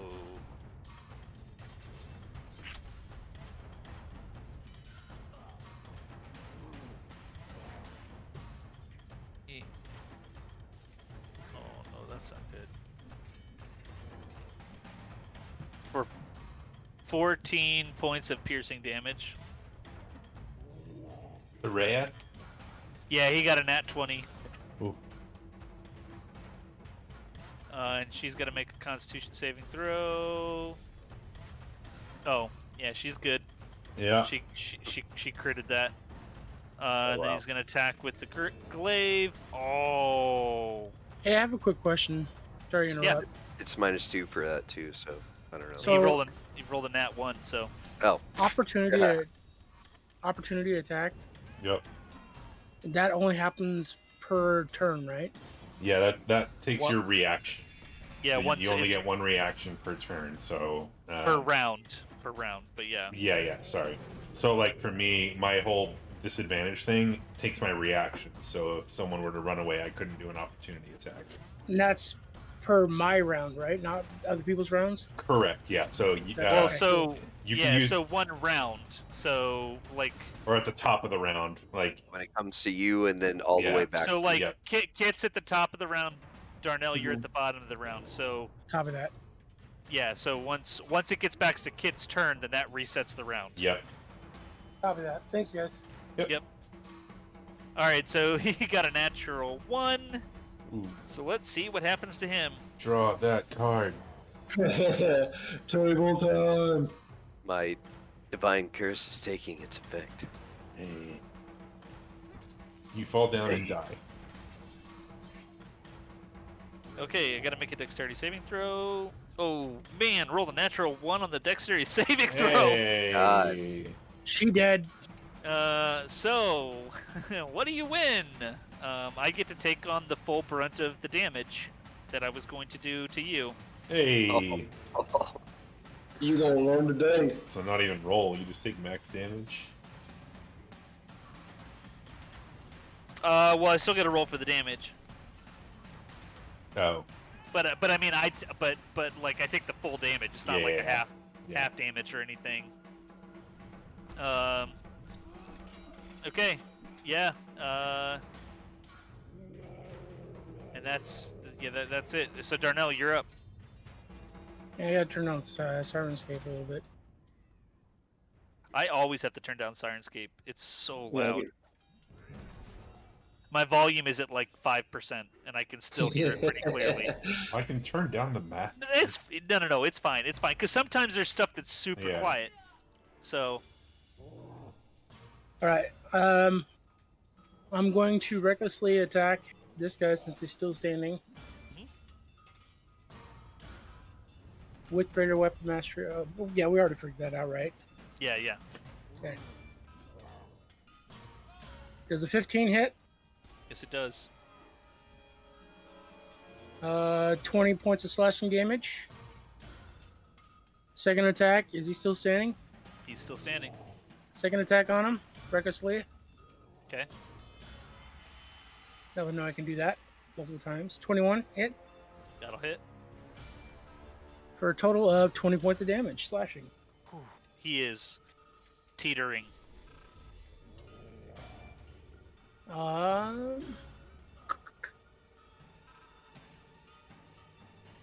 Damn it.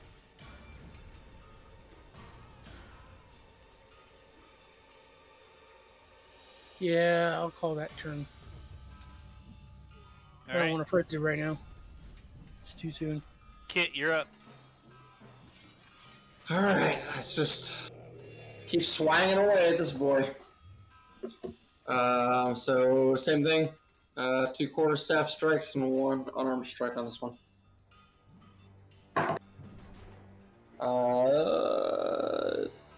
18 to hit. That'll hit. I'm just gonna roll them all at one time and then do damage at the end. That'll be a 25. Okay. So And, roll. Give me your damage one at a time. oh, okay, got He's you. about I'll to do. die. I'll do the first one. I'll do the first one first. So the first one, 1d8. That will be 7 to hit, or 7 damage. Sorry, 7 bludgeoning. The next one was a 25, so that'll also hit. That's a 10 bludgeoning. All right. He is as you hit him, he goes down hard to the ground. KO. Alright, and then I'm going to move.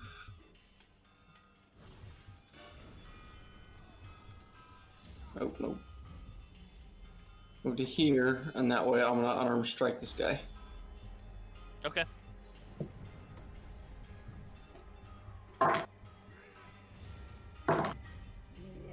That is a 17 That'll hit. for 7 bludgeoning damage. Okay. And that's it for Kit. All right. Rhea is going to switch to wailing on the. Oh wait, no, she was already hitting that one, so she's going to keep hitting that one. All right, so she's going to miss with her first one, and hit with her second one.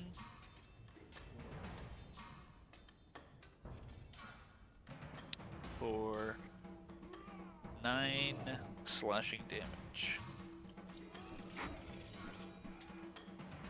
And that's all she's gonna do. Grizzies. All right. Oh wait, hold up. Oh no, what? Oh, never mind. What? I was thinking of something else. No, you're good. Oh, Alright. okay. All right. He's gonna cast Sacred Flame on this guy up here. So it's 15 deck save.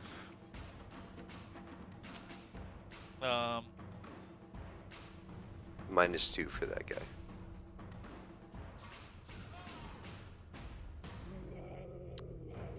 It's a it's a deck save. Yeah. So you casting it on both of them or? No, it's one target. So Okay. just the Yeah, he top failed. guy. He failed. Okay. All right. 10 points of radiant damage. Hey. All right. It burns his retinas. Yeah. Yeah, you can start to see blood leaking from his eyes. Like Raiders from the Lost Ark. Yeah. Yeah. Yep. It just melts off. All right. Is that it? That's it for me this round. Yeah. So All right. How's the dude up here looking? he is bloodied. He's bloodied. All right. Well, let's make him a little bit more bloodied. Going in the hammer. Make him a bleeder. 26 to hit. That'll hit. All right. I'll go ahead and pump a Divine Smite into him. All right. So that's going to be 9 points of bludgeoning damage. And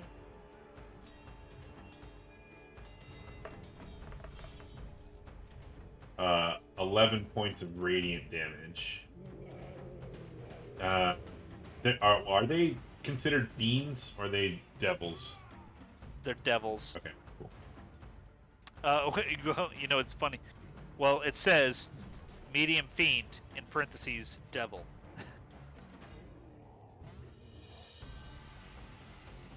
So I guess a devil is a fiend. I don't know. I think so, because then I get an extra 1d8 against them.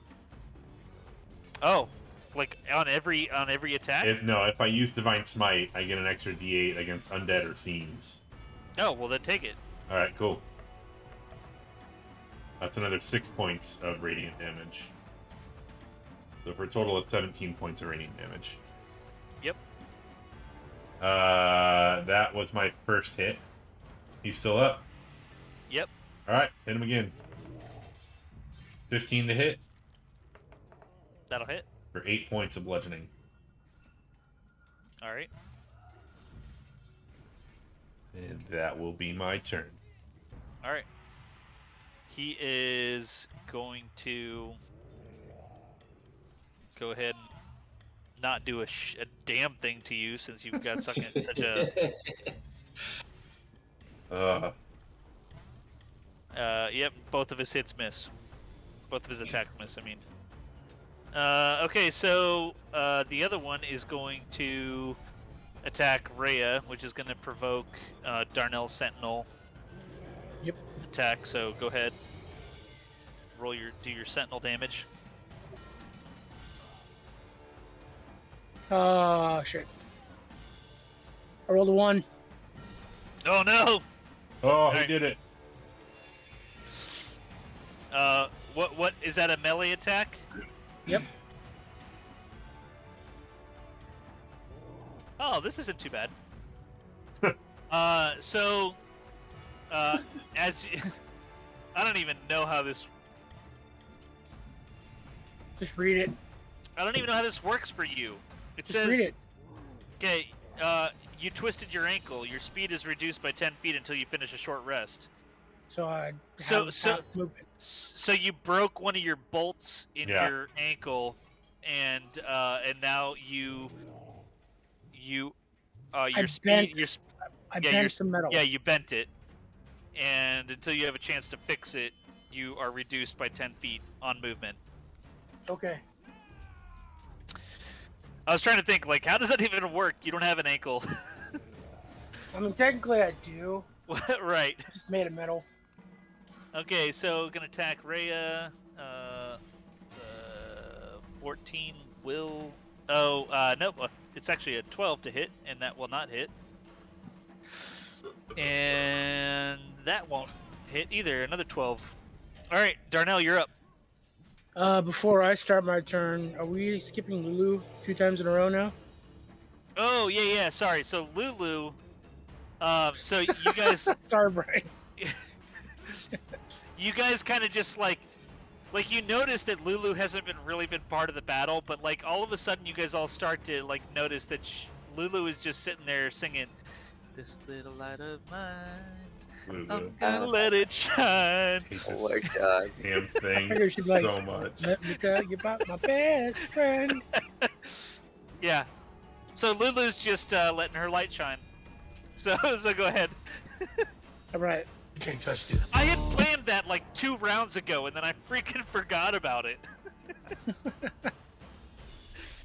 All right, so I'm going to recklessly attack this guy with greater weapon mastery. Yeah. Does the 16 hit Yeah. for 23 points of slashing damage? All right. Yep. You drew blood on him. Okay, and then I'm going to recklessly attack again with all the goods. Does a 14 hit? Yes, it does. Holy shit. I got lucked out on that one. Yep. For 19 points of slashing damage. All right. So that's 42 total. Yep. Oh yeah. Take 2 levels in fighter so you can get action surge. Yeah. So on Brian- my... go ahead. No, go ahead. You talk, Brian. No. I was gonna say that on Brian, but you finish your turn. I was going to ask a question. On my bonus action or my movement action, am I able to use that turn to try to correct my foot or my ankle? Oh. No. Is that So it's possible? specific. No. It specifically says you have to finish a short rest to fix Oh, it. gotcha. Yeah. Then I'm not going to take a bonus action, and I'm just going to stand there. All right. I was gonna say, Brian, you'll know when I had that idea about Lulu because just go back and watch the video, and you'll see me laughing, just randomly. Nice. Kit, you're up. Alright. We're gonna do 3 unarmed strikes on this guy here. All right. 16 to hit. 16 will hit. Okay. 17, and I'm guessing 10 won't hit. 10 No. will not hit. So we just got 2. 2 hits. 4, 7, 6, 4, 13 bludgeoning damage. All right. Yeah, he's not looking good. okay. Not looking too good at all. That's Kit. All right. Rhea is up. She's gonna keep swinging at the one dude, which I think a 13 hits. Yep. That is gonna be 6 slashing damage.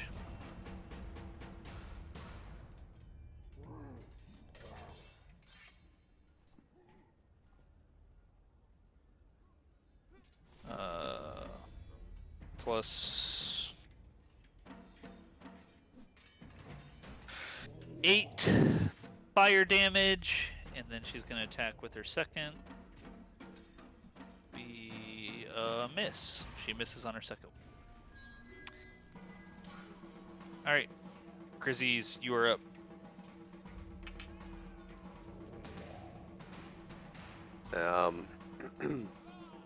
Yeah, he's gonna Sacred Flame it up.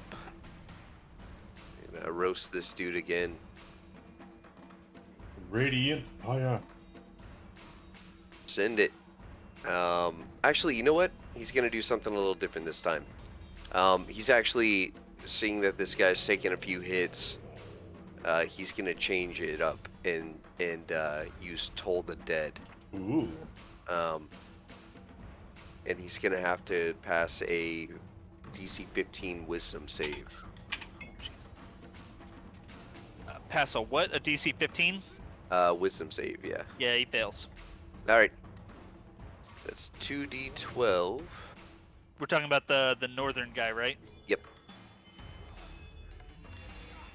And he takes 8 points of necrotic damage.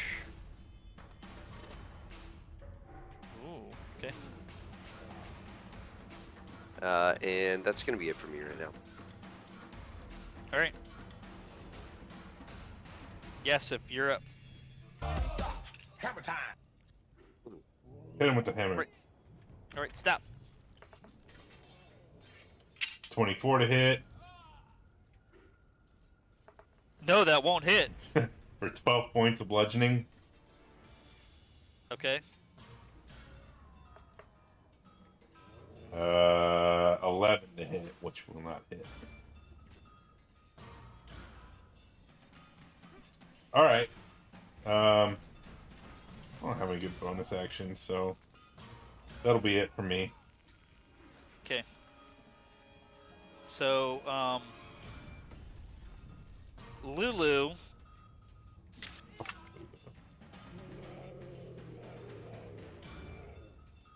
Oh, hold on.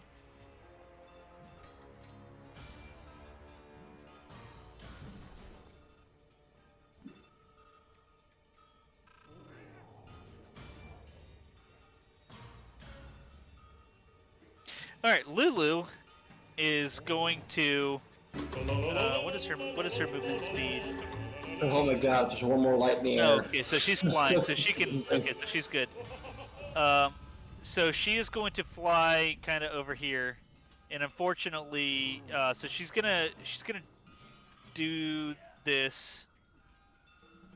She's gonna do this in a cone.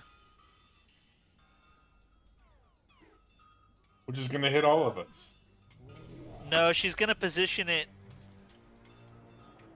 So I mean, Darnell's the only one that's gonna get hit. Sorry, Darnell. Or is he? Yeah. Okay, so she unfurls her trumpet and emits this loud sound. Okay, and then Darnell, give me a Constitution saving throw, and I'll do the con saving throws for the other. Okay, Darnell, you saved, so you're good. Told you. Injection hearsay. All right. Yeah. All right. The others failed. Oh, oh shit. The hell?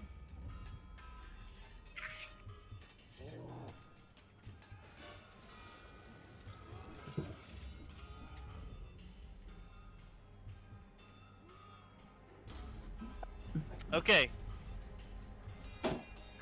So, with her immense blast of sound,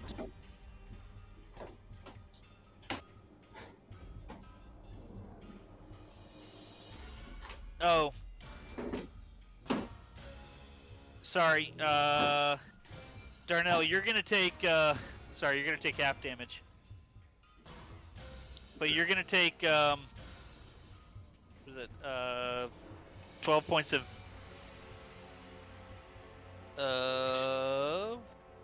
thunder damage. The other two are going to take 25 points of thunder damage. And they are now dead. Oh, both of them? Both of them. Dang, alright. All right, Lulu. And then Lulu looks at you guys and goes,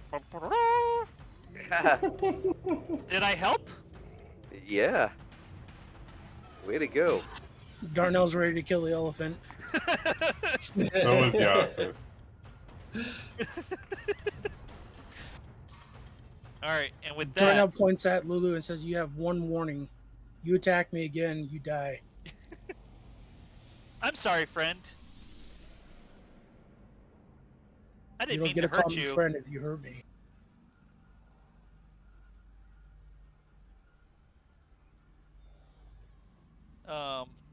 We'll turn to the woman back here. She still cowering with her. You said 2 kids. Yeah.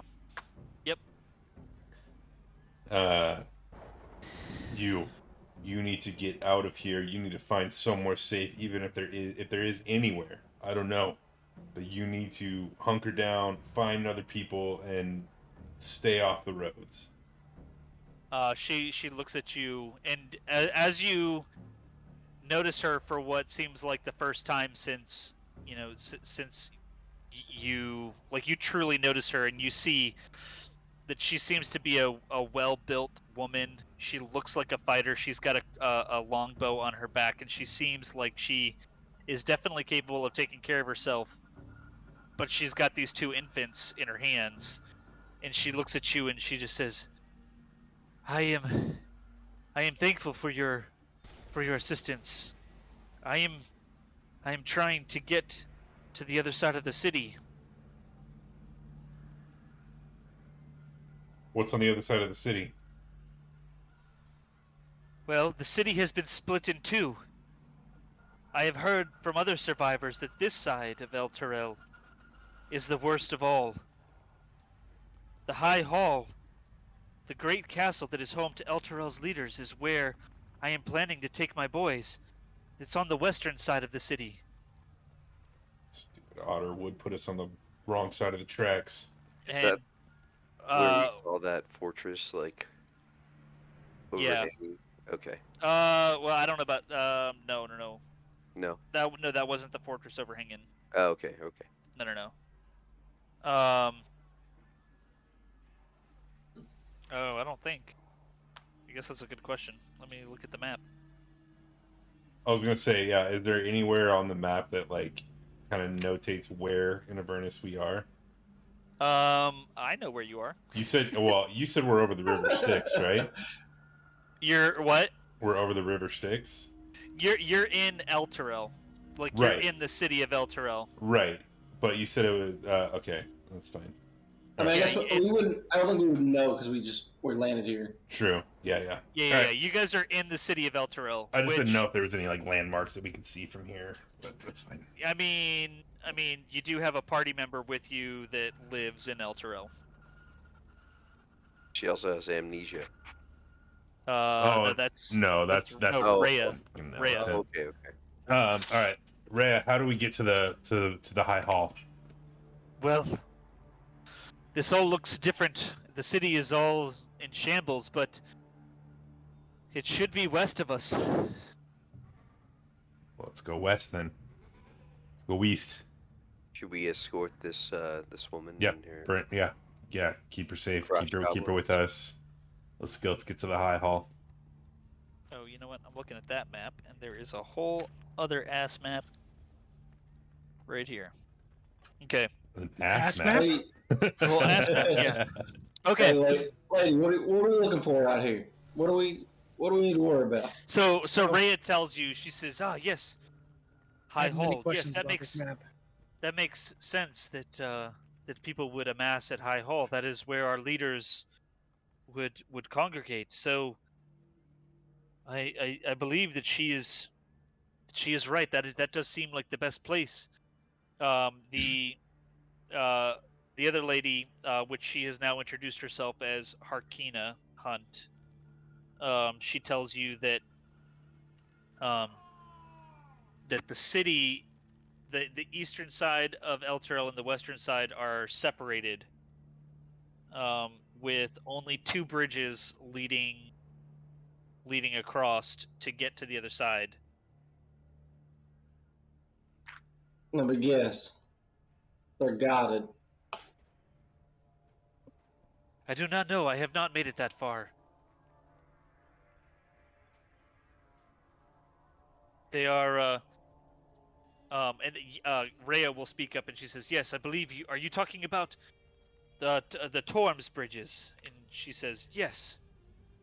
That is where we are headed." So the city itself is still intact, but Right. like It was like there was a whereas- river or something that you would cross. Yes. Yeah, got originally it. it was there. Yep. Yep.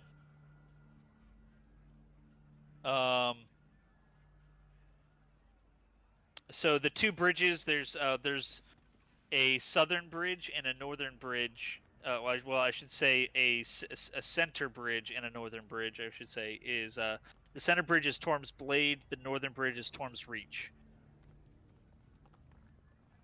We'll scout out the blade, the southern bridge on our way there. What are With we, the- what are we what- closest to? Yeah, I was gonna say, yeah, whichever one's the closest. Yeah. So you guys, you guys are on the southern end of the city. Okay, so the blade. Actually, well, you're more actually in the center, but still, the Torm's Blade will be closer. But neither one of them are super far out away, so you can go to whichever one you want. Let's just go I'm to a- the I'm a topic. scout We ahead. talked about it. Yep. Okay. I'm gonna take so- the skies. Okay, so Kit, you're flying around. All right, I have a question about this ass map. Yeah. Is Satan's butthole right in the middle of it? Mhm. So, are you talking about the map that I gave you guys? No, you had said something about there's a whole other ass map, and then we just Oh. we went off the ass map. Yeah. The whole Is it a ass whole ass map or like a Yeah. half-ass map? Yeah. Just yeah. one cheek. So just as a general, because I got confused. What Silvira provided you with was a map of Avernus, but you guys are currently In El in Toro. El Terrell. Right. So the map isn't really of much use to you right now. Okay. Right. So is El Terrell in Avernus right now? It Right is. above it. Yeah, so El Terrell think is of it- Rhea's Think city. think of it like how Oh, it's a floating Dalaran. city. Yeah, like Dalaran. Yeah. Yeah. Yeah. Think I of it figured like that the out when he floating said he was islands fighting in underneath Avatar. the Yeah. city. Yeah. Cool. All right. To the blade. The Blade blade bridge. bridge. Torm's Blade. Okay. Fly, you fools! Fly. Um. I'm gonna scout ahead and just kind of stay at a decent height. Yep. Let us know what's up. Oh, Take Yes. the glowing. We'll stay lower with that laugh. yes. We'll stay lower with that laugh. I am so excited. Okay. Hold on a second. Going to.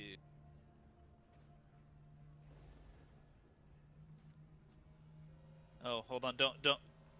Nobody move, sorry. because I gotta copy you guys to another map.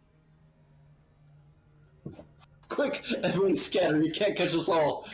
Like roaches.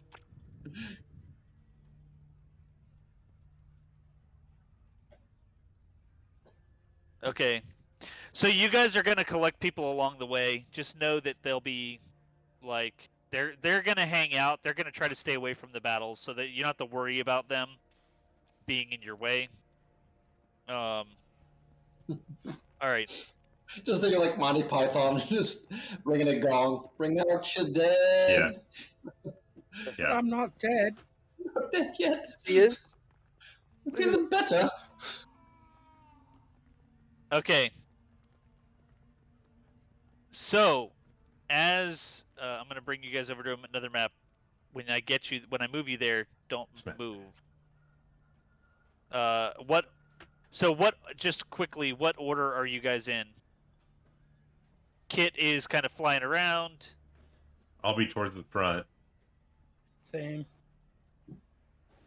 I'll hang in the back. Okay. Yassif, Darnell.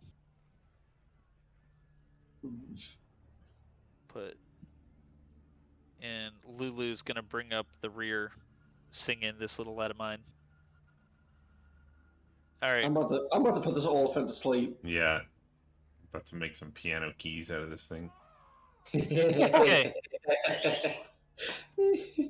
Oh, Oh, hi hello. friend. Okay, What is so- that? The hell?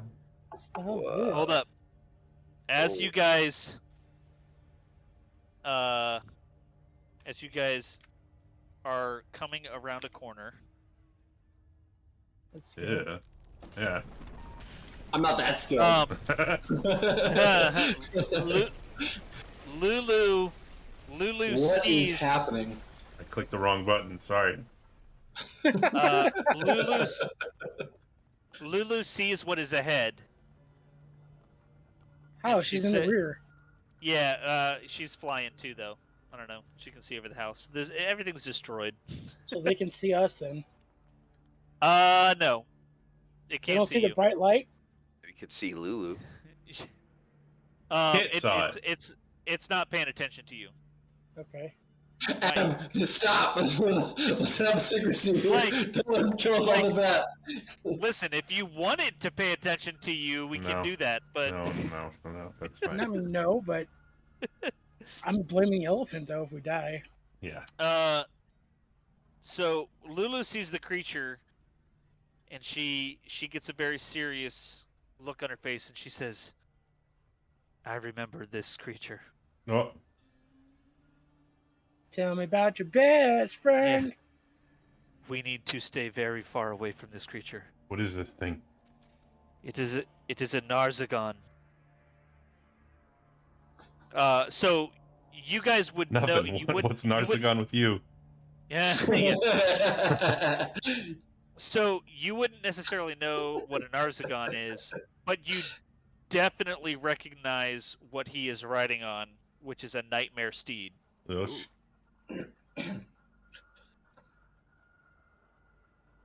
Hey, buddy. no. Shut up. Yeah. All right. What's your name? How? Okay. So is he just kind of like chilling and patrolling the area? Yeah, he's not looking your direction, like he is looking the other direction. Okay. So he has not noticed you. well, He that's is good. patrolling the area. Damn, don't we need to head south? We need west.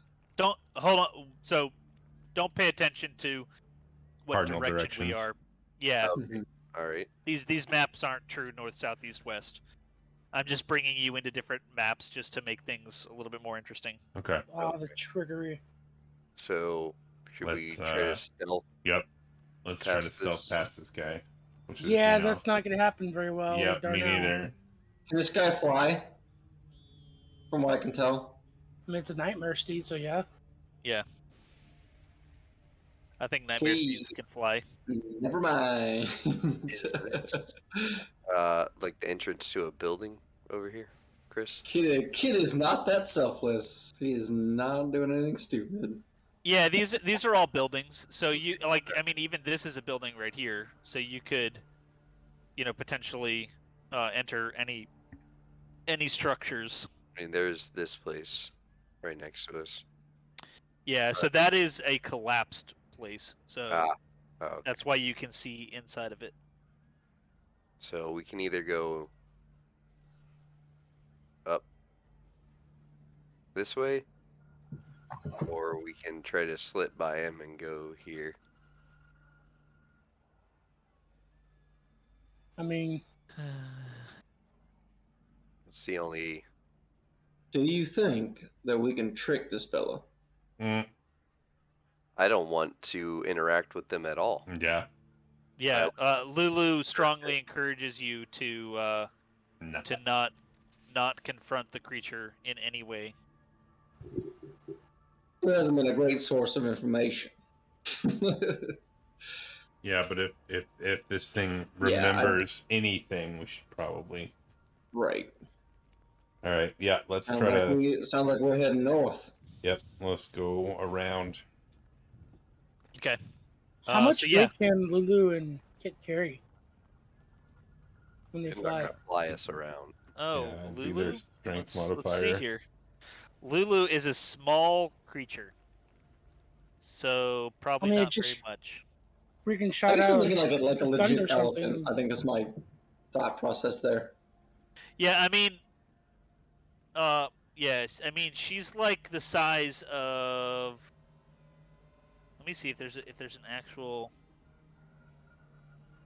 A Hollyphant looks like a miniature elephant with luminous gold fur and small, Okay. rapidly fluttering wings that not only hold it aloft but also propel it at great speed. Yeah, so it's not very big. It's tiny. Going fast. It might be able to lift a halfling, carry a halfling with its wings. Okay, my thought was just maybe someone could carry Darnell because he's got a limp ankle. Yeah, And sneaking you is guys. not a strong suit of his. I'm not gonna make you guys do a stealth check. You guys are far away. Okay, then let's just Okay. go. Yeah, And then we move. yeah. You guys are like I know the map isn't very big or whatever, but you guys are far enough away that you won't attract his attention if you decide to move away from him. Okay. Yeah, I think we're definitely planning to go upward. Okay. All right. Cool. So I'm North just it gonna is. bring you back to the other map.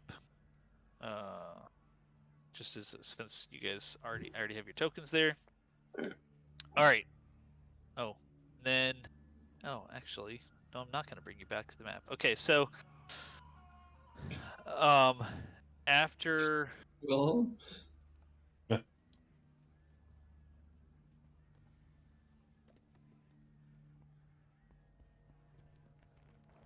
So you travel there it through is. the maze of the city,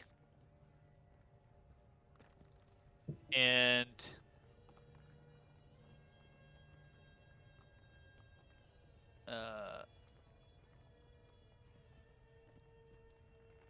all right, second to move characters into spot.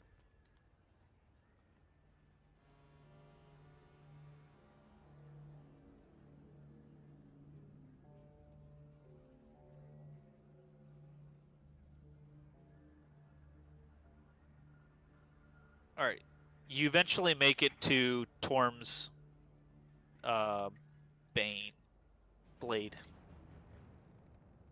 All right, are you guys able to see? Yep. Mhm.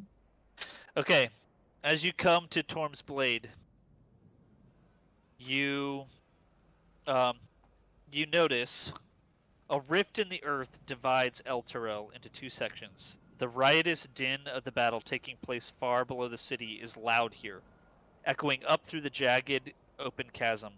A bridge 20 feet wide and more than 100 feet long spans the chasm. Holy runes etched into the stonework of the bridge indicate that the structure has been consecrated in the name of Torm, god of courage and self-sacrifice. 6 infernal creatures stand guard at the center of the bridge, scanning in all directions.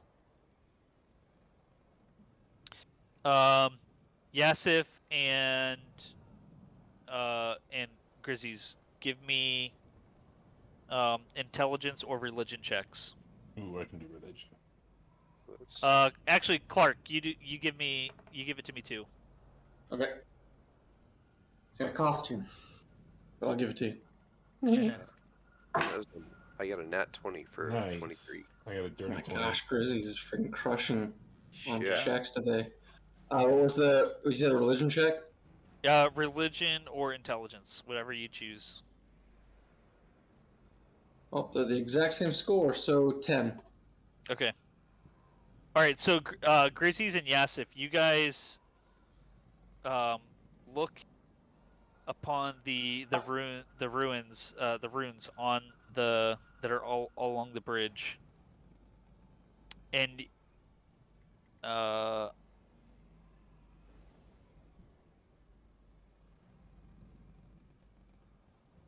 you realize that if you can speak the proper prayers to Torm, if you touch the bridge and speak the proper prayer to Torm, that there is some type of activation spell there. Would we know of what that prayer might consist of? What? Yeah. So your successful check, it allows you to say the prayer. Okay. Oh. Then, yeah. Yes. Then Grizzlies will Yep. reach out to the bridge and say the prayer I will. in disgust. Yep. I'll do the same. Okay. I'll say it with more reverence. Just kind of side-eye Grizzlies as I can tell that he's like, he's throwing up a little bit as he's saying it. Okay. Is this like a choir boy and a priest kind of Yeah. prayer? Yeah. All right. Everybody, give me your initiative rolls. Oh shit. Okay. Boy. 17. 17. Nat 20 plus 3. Nice. Not nice. It's 14. initiative. True. Terrible timing. Darnell, did you roll? Yes, I got a 14. Oh, there it goes. Okay. So, all right, we're gonna go into battle. But so as you speak and activate the runes.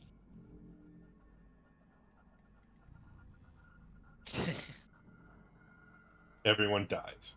Yeah. No. You see. Wait. Bridge disappears and they all fall. Torm comes down and just kills everybody. Yeah, I like It's the like bridge. We should really just stop giving him ideas at this point. It's like, It's like Yeah. summoning set him up to murder us. Yeah. Final Yeah. Fantasy 7. Yasif and Grizzies, you guys are electrocuted because you touched the bridge. No. Oh, just kidding. Jesus Christ. Damn No. it. It's like, damn it, dude. You bleed from the eyes and the butt. I'm never trusting in religion again. No. So what you guys see is as you touch the runes and they start to activate, you see this like glowing light appear above the bridge and just start raining down radiant damage onto these motherfuckers. And let's go ahead and see what that damage is. It's called Over radiant damage. 9,000. You just said it was radiant damage.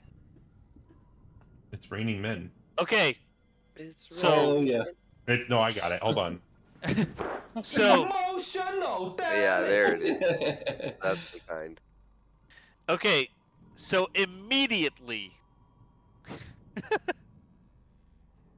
all of these creatures in the middle just are dead.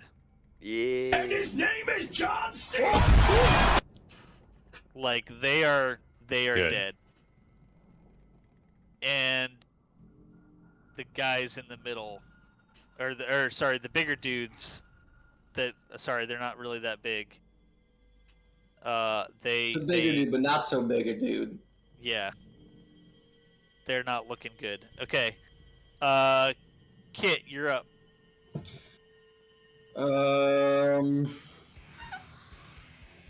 Yes.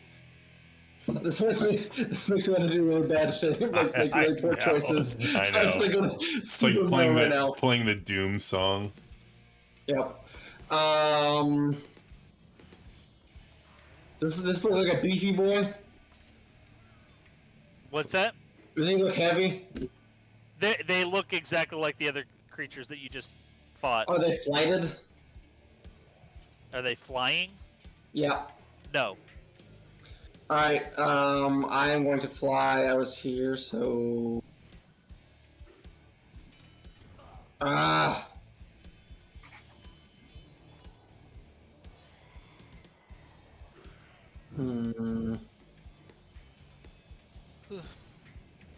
I'm going to move to this area. Okay. I'm gonna take two bow shots at our friendo right here. All right.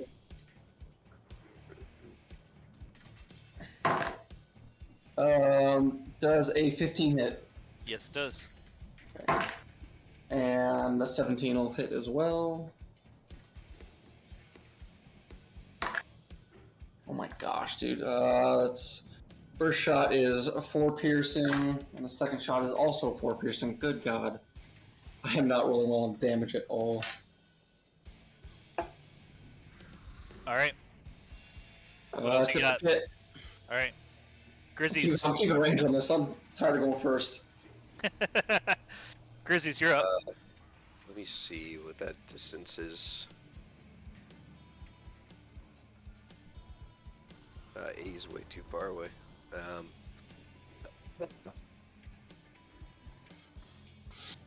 Grizzlies will move out to here. All right. And he's gonna cast Sacred Flame on them. Try and give them a little more of that radiant damage they got before. Okay. So it's gonna be a Dex save of 15 for that guy up front. Dex save. He fails. All right, let's see. 15 points of radiant damage. Nice. That guy. All right. I'm so Clark. Freaking banger, Yeah, man. dude. so as you hit him, you're gonna take notice that like what you just did seems to be doing more damage than other stuff that you have done previously. Radiant damage. Nice. Okay. Cool. All right. We didn't notice the radiant damage on the last. Well, so that was a lot of radiant damage at once. Okay. I think that's more radiant damage than you guys have done in a single blow Sweet. previously. You got anything else, Grizzlies? No, that'll be it for him this round. All right. Yes, if you're up. All right, I'm going to move up 5, 10, 15, 20, 25, 30. I'll move right here, so I'm out of Gracie's line of sight. And then I will smash my hammer against my shield and ready my attack action for when he gets within melee range of me. You're not going to cast Fireball? No. All right. Darnell, you're up. You're readying an action for what? When he gets into melee range of me, to swing away to use my attack Okay. action. All right, Darnell. 15, 20. That's I can only go 30, right? Because I'm minus 10. Yeah, you're minus 10. So I move there. Radiant action. You step up. Jeez. Most people can only go 30 in a regular thing, and you got minus 10. My walking's 40 feet speed. Yeah. All right. What are you readying an action for? In case he steps up, just like Dawson, but not as far up because I can't move that far apparently. Okay. If he moves within melee range of you, then you're gonna attack. Yep. Okay. All right. First dude, he is up. And he's pissed. Good. And he is going to. He's gonna move up right onto Yasif here, Okay. which will trigger your reaction. It will trigger my action. Or sorry, your action. Yep. Yes, so I will go ahead and swing twice. First one's going to miss with an 11. Second one is going to hit with a 15. Okay. For 6 points of bludgeoning damage. Nice. All right. Flatten his head out a little bit. Yeah, a little bit. Yeah. Yeah. All right. He is going to swing on you and actually. You can't touch this. All right. No. I'm not gonna meta. He's gonna swing on you and realize that a 16 doesn't fucking hit you, Nope. and neither does another 16, and he's gonna be like, "What the fuck, bro?" Who the fuck is this guy? Yeah. He's like, "Am I fighting a rock?" Or a hard place. It's funny because like there's gonna be legends of Yasif going down through the layers of hell. Like, Yeah. we can't hit this mother. Yeah. Yeah. Zariel can be, what the hell? The other guy steps over the dead corpses of his buddies and moves as far as he can. I don't know. And- He can use his action to move farther if he wanted. That dash action. Oh, I don't think he wants to. I'm just saying it's possible. Actually, no, you're right. He probably would do a dash action. So, 15, 20. I definitely don't have ulterior motives to this at all. Yeah, no, but you're right. He being that far away, he probably would have used the dash action. Okay, so Rhea is up. Rhea is she gonna go 5, 10, 15, 20, 30. She gonna move right there. She is gonna pull out her longbow and she gonna try to smack this guy in the face, the northern guy. All right. And a 14 will hit Nice. for 12 points of piercing damage. And that is her turn, and we go. Lulu, forgot about Lulu. Okay, come You on. got that girl shoots one more flare in the air. What's Lulu gonna do? Give away our position. Blow your horn, Lulu.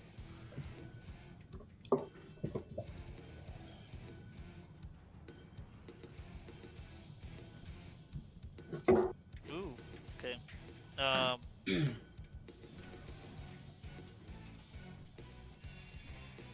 She is. Oh, crap. Why is this stuff?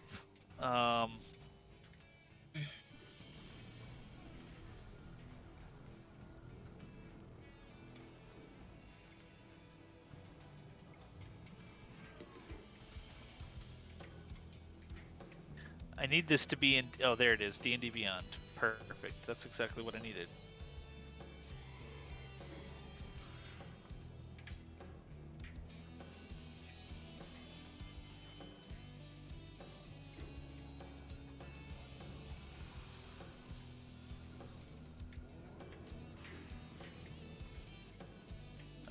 What is your? How do you determine spellcasting modifier? Again? It's 8 plus. Plus wisdom. Casting No, ability here, bonus, right? Yeah, whatever the casting ability. Spell is save at. DC is Pretty sure 8 it's- plus your proficiency plus your spellcasting modifier. Right. Well, I need the spellcasting modifier. What's the class? Yeah. Small celestial. Probably divine. Yeah, it's- Oh, probably if you're looking at wisdom her, then if it's not in the stat block, then it is what it is. Well. Oh, so she doesn't have a spellcasting modifier. She doesn't have one then. Like if it doesn't say it. Yeah, I mean it is. If it like what's the spell you're trying to do? Okay, so she's gonna cast Cure Wounds on Kit. Okay, so that's a wisdom. Okay.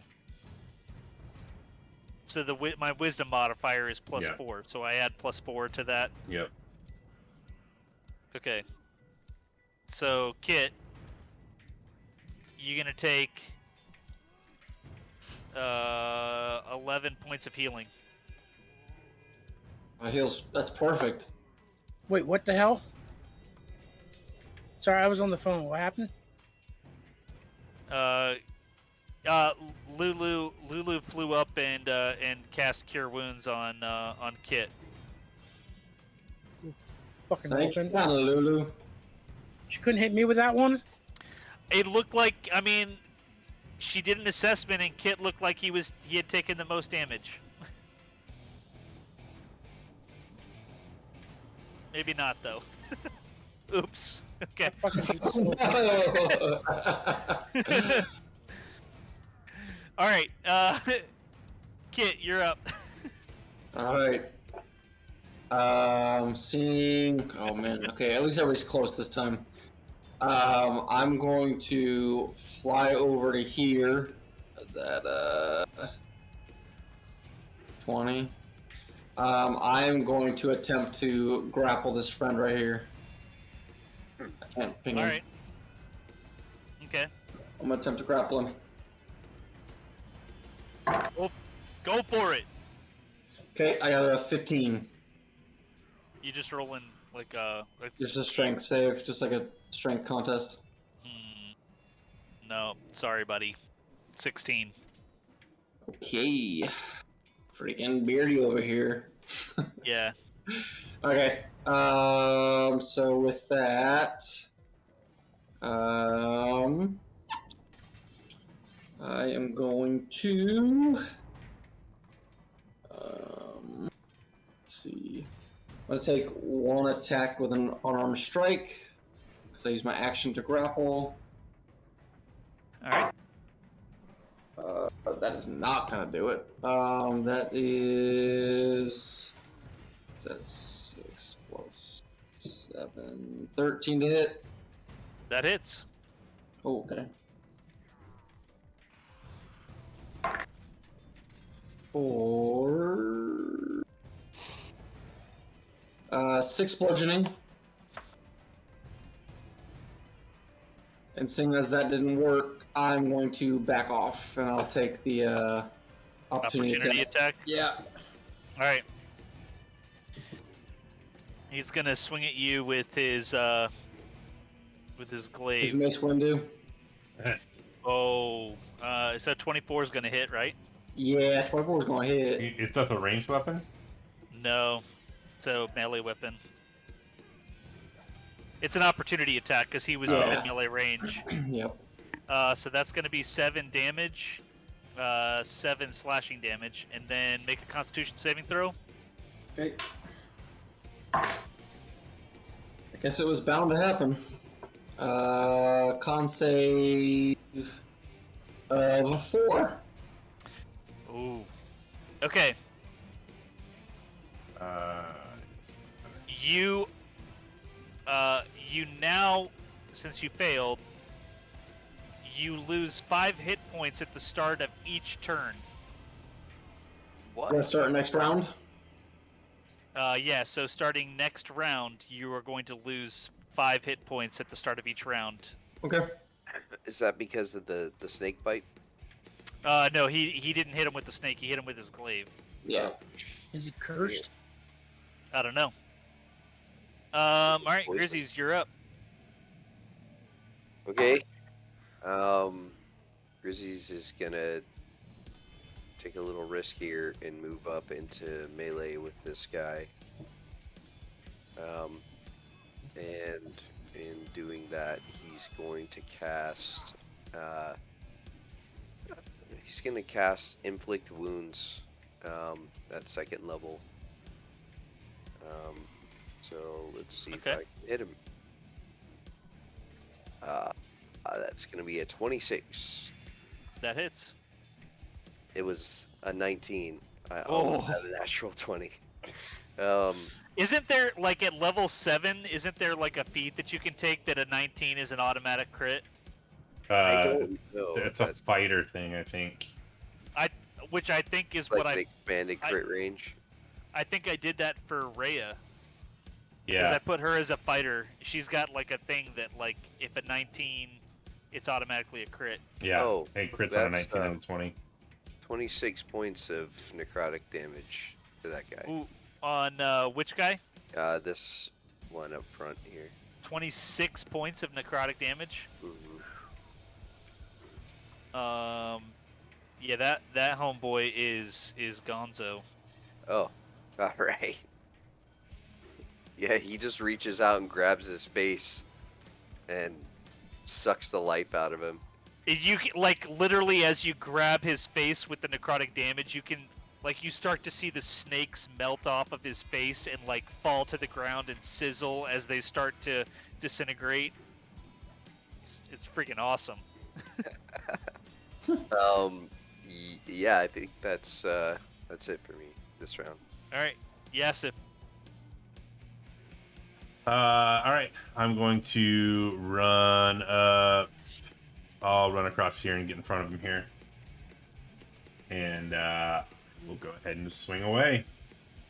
All right, That's a natural 1. natural 1 to hit. Oh no! Yep. No, I didn't. I wasn't paying attention. Gosh, you know what? Like, obviously natural 1s suck, but I really do love reading these cards. I Melee hate it when you attack. guys screw each other or screw yourselves over, but I really enjoy it. Yeah. Melee attack, right? Yep. This isn't too bad. You can't add your proficiency bonus to your attacks for Never. 3 rounds. For this Okay. entire character. Yeah. Yeah. So Okay. for the next 3 rounds, you can't add your proficiency bonus. Okay, that's fine. All right, I'll attack again. Okay, it's fine. I'll just roll a 19 and hit him. Hey, there you go. Yeah, that hits. That'll hit. That'll do it. For 9 points of bludgeoning.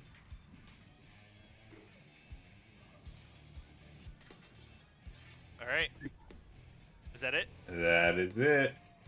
Darnell. All right, I'm gonna move up here. I am going to use my bonus action. No, I'm not. I'm not gonna rage. I'm gonna recklessly attack. Wait a second here. Hang on.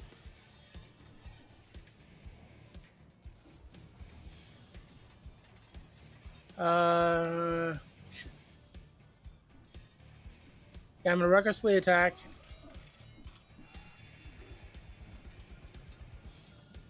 Does an 8 hit? No. Okay, I'm gonna recklessly attack again. Does a 17 hit? Yep. For 23 points of damage. You mean 13?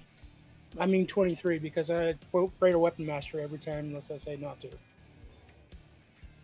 Oh, is greater weapon like what? So 'cause Greater Weapon Mastery adds plus 10 to my damage. Oh, okay.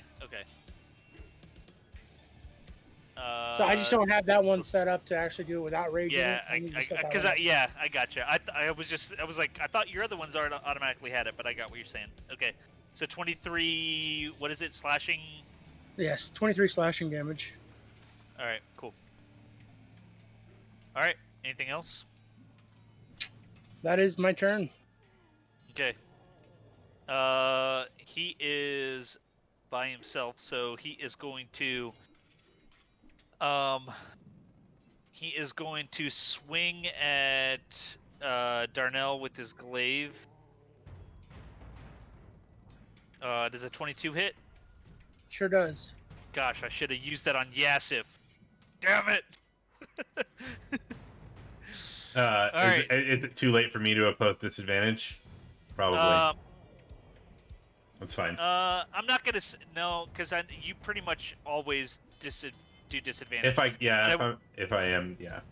Yeah, but I will tell you, he rolled a natural 20 on the second roll, so it still hits. Okay, that's fine.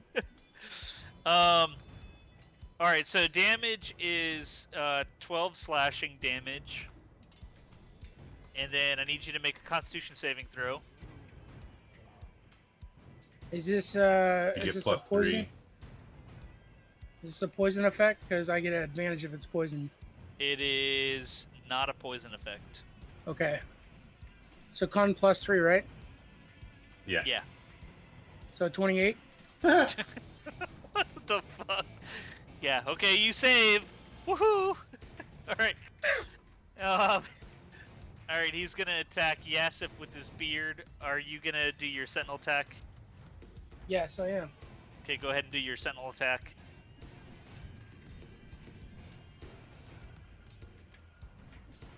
Does a 22 hit Yes, it does. for 17 points of slashing damage?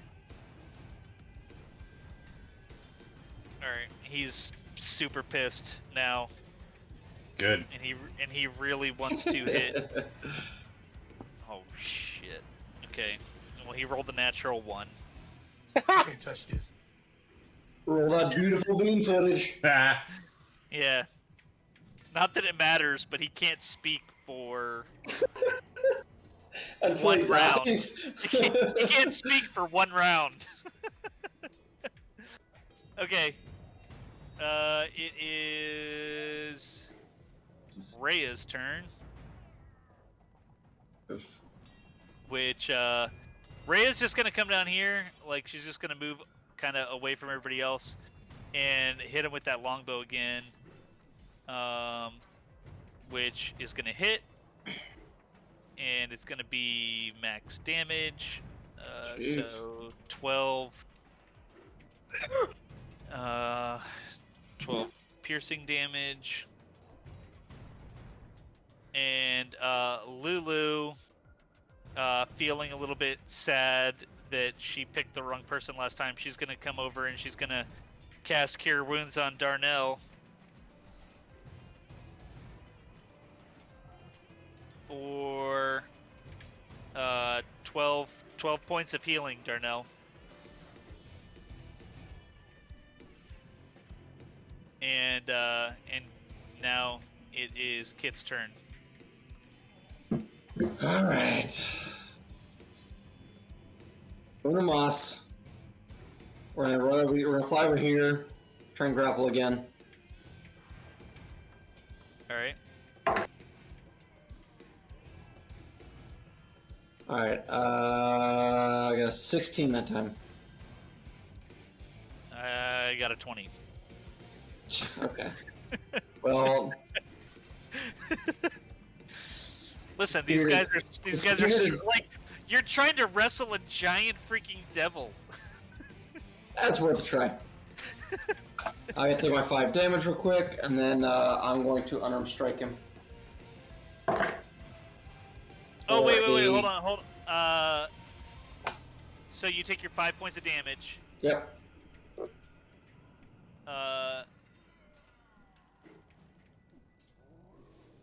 Go ahead. So you would know this from the hit. When he hit you with his glaive, there is an open wound, like a visible open wound. Okay. So I'm just gonna leave you with that. Can I just stop the bleeding? Like, just tourniquet for a hot minute? Okay. An option for you. I mean, you could do a medicine check and attempt to stop the bleeding. Right. But, I've used my action to grapple. I'm just gonna use my bonus action to... Okay. Oh yeah, you already used your action. Okay, Yeah, so I'm gonna use my bonus action to kick him in the face with a 25. yeah, that'll hit.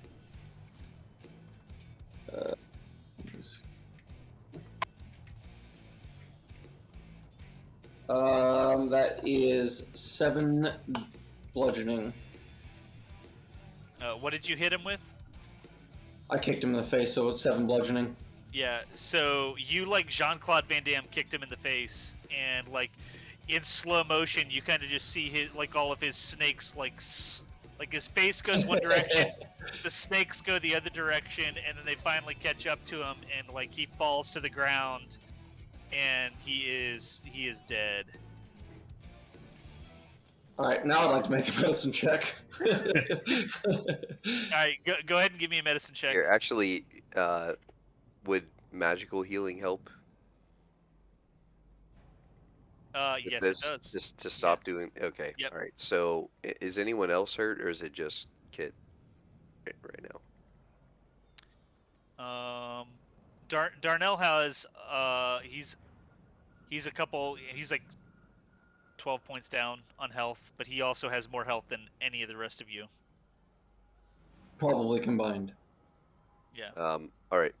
And I only got Rhea's down in 183 health, but hit don't points. don't worry about Rhea.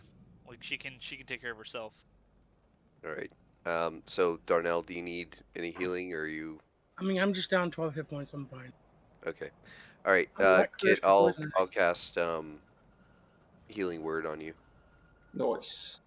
So it's gonna be 12 points of Say healing. 12. hmm Dude. You guys are on fire. That's exactly what I needed. That's Nice. max. That was max. Nice. Thank you, Ken on the Grizzlies. No problem. We need you in the fight. All right. So we're gonna call it here for the night. If you guys are cool with that. Yep. Mhm. Yep. So you guys cross the bridge and you head into the western end of El Terrell, and you are slowly making your way towards High Hall. Hi ho. Um, Ho. But as Lulu does battle with you guys, and she's starting to feel a little bit more connected with you, and she looks at you guys as you guys are walking, and she goes, I think I remember something. Um, it was Zariel who sent me back here. I don't know why, but maybe there's a tiny little spark of goodness deep down inside her still. She was the one that sent me back. We'll let you have that conversation with her. She's the leader of this level of hell. I do So- remember her becoming the leader of this. But I also remember her sending me back after she became the leader. So I don't know. Once So- we confront, you can have that conversation. So the Holophant or Holophant, is it Yeah. like those are generally good, right? Or are they Yeah, like yeah, no, known for there's being yeah, part of? they're yeah, like they're lawful good is Oh, their okay. alignment. Like they Okay. are like Well, and strictly good creatures. and Zariel Zariel was a good. Yeah. okay, Yeah. but she fell, right? Yep. Or like, Yeah, Mhm. so, yes. fell. Zariel led the army from Elturel into Avernus to seal off the like onslaught. Yeah. And the Hell Riders betrayed her and the rest of the army and left them. And so something happened in between where she is now like she's now the leader of Avernus. Okay. And then after she became the leader, she sent Lulu back to the material plane. Yeah, because Lulu remembered so like when she first got there, she remembered that there was a time like she remembered being Zariel's friend, but she also remembers seeing Zariel rise to the leader of Avernus. Like so she knows that happened. She knows that Zariel went bad, but just now she just remembered that after that happened, Zariel was the one that sent her home. Okay. All right. Cool. All right. So all right. That was fun, man. That was. Yeah. Yeah. Yeah. Are we taking a short rest? Good session. Uh, Not in the middle of a bridge, I yeah. imagine. Yeah. Probably I No. once we always get do to the high cross, hall. but, Yeah. Hi ho. Hi ho. You can Hi so like a short rest requires you guys to stay like put, right? Like you can't be just walking and taking a Right. short rest, right? No. Yeah. Non-strenuous activity. Yeah. I'll leave it up to you guys if you want to try to find a house to hide in to take a short rest, or because I know you're Adam, you're worried about the movement speed effect Yeah, thing. I'm crippled right now. What is the percentage of on fire houses to not on fire houses? I mean, you got it's not that the houses are on fire; it's that they're like crumbled Collapsed. from. So you guys can kind of feel like a constant tremble underneath your feet. Also recognize that taking rests might be difficult in general because you can also hear the constant onslaught of battle. Right, I don't sleep though. Right. Yeah. I just go into sentinel mode. Yeah. I just can't move for the time for short rest. Yeah. So just keep all those things in mind. If you guys want to, I'll leave it up to the group to decide if you guys want to attempt to, hide in a house and barricade, and attempt to take a short rest. Like if we want to strategize or something like that. Yeah, that's fine. And I mean, do we know about how far we are from the high hall? Rhea can tell you that you're about 3 encounters away. I'm just kidding.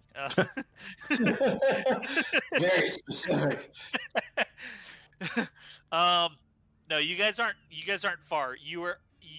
Distance wise, you are about as far from High Hall as you were from where you guys came in. Okay. we can Approximately. keep going then. Okay. Yeah, then we'll get to the hall and we'll rest there. Okay. Right, that sounds good. Cool. All right. All right. Thanks, guys.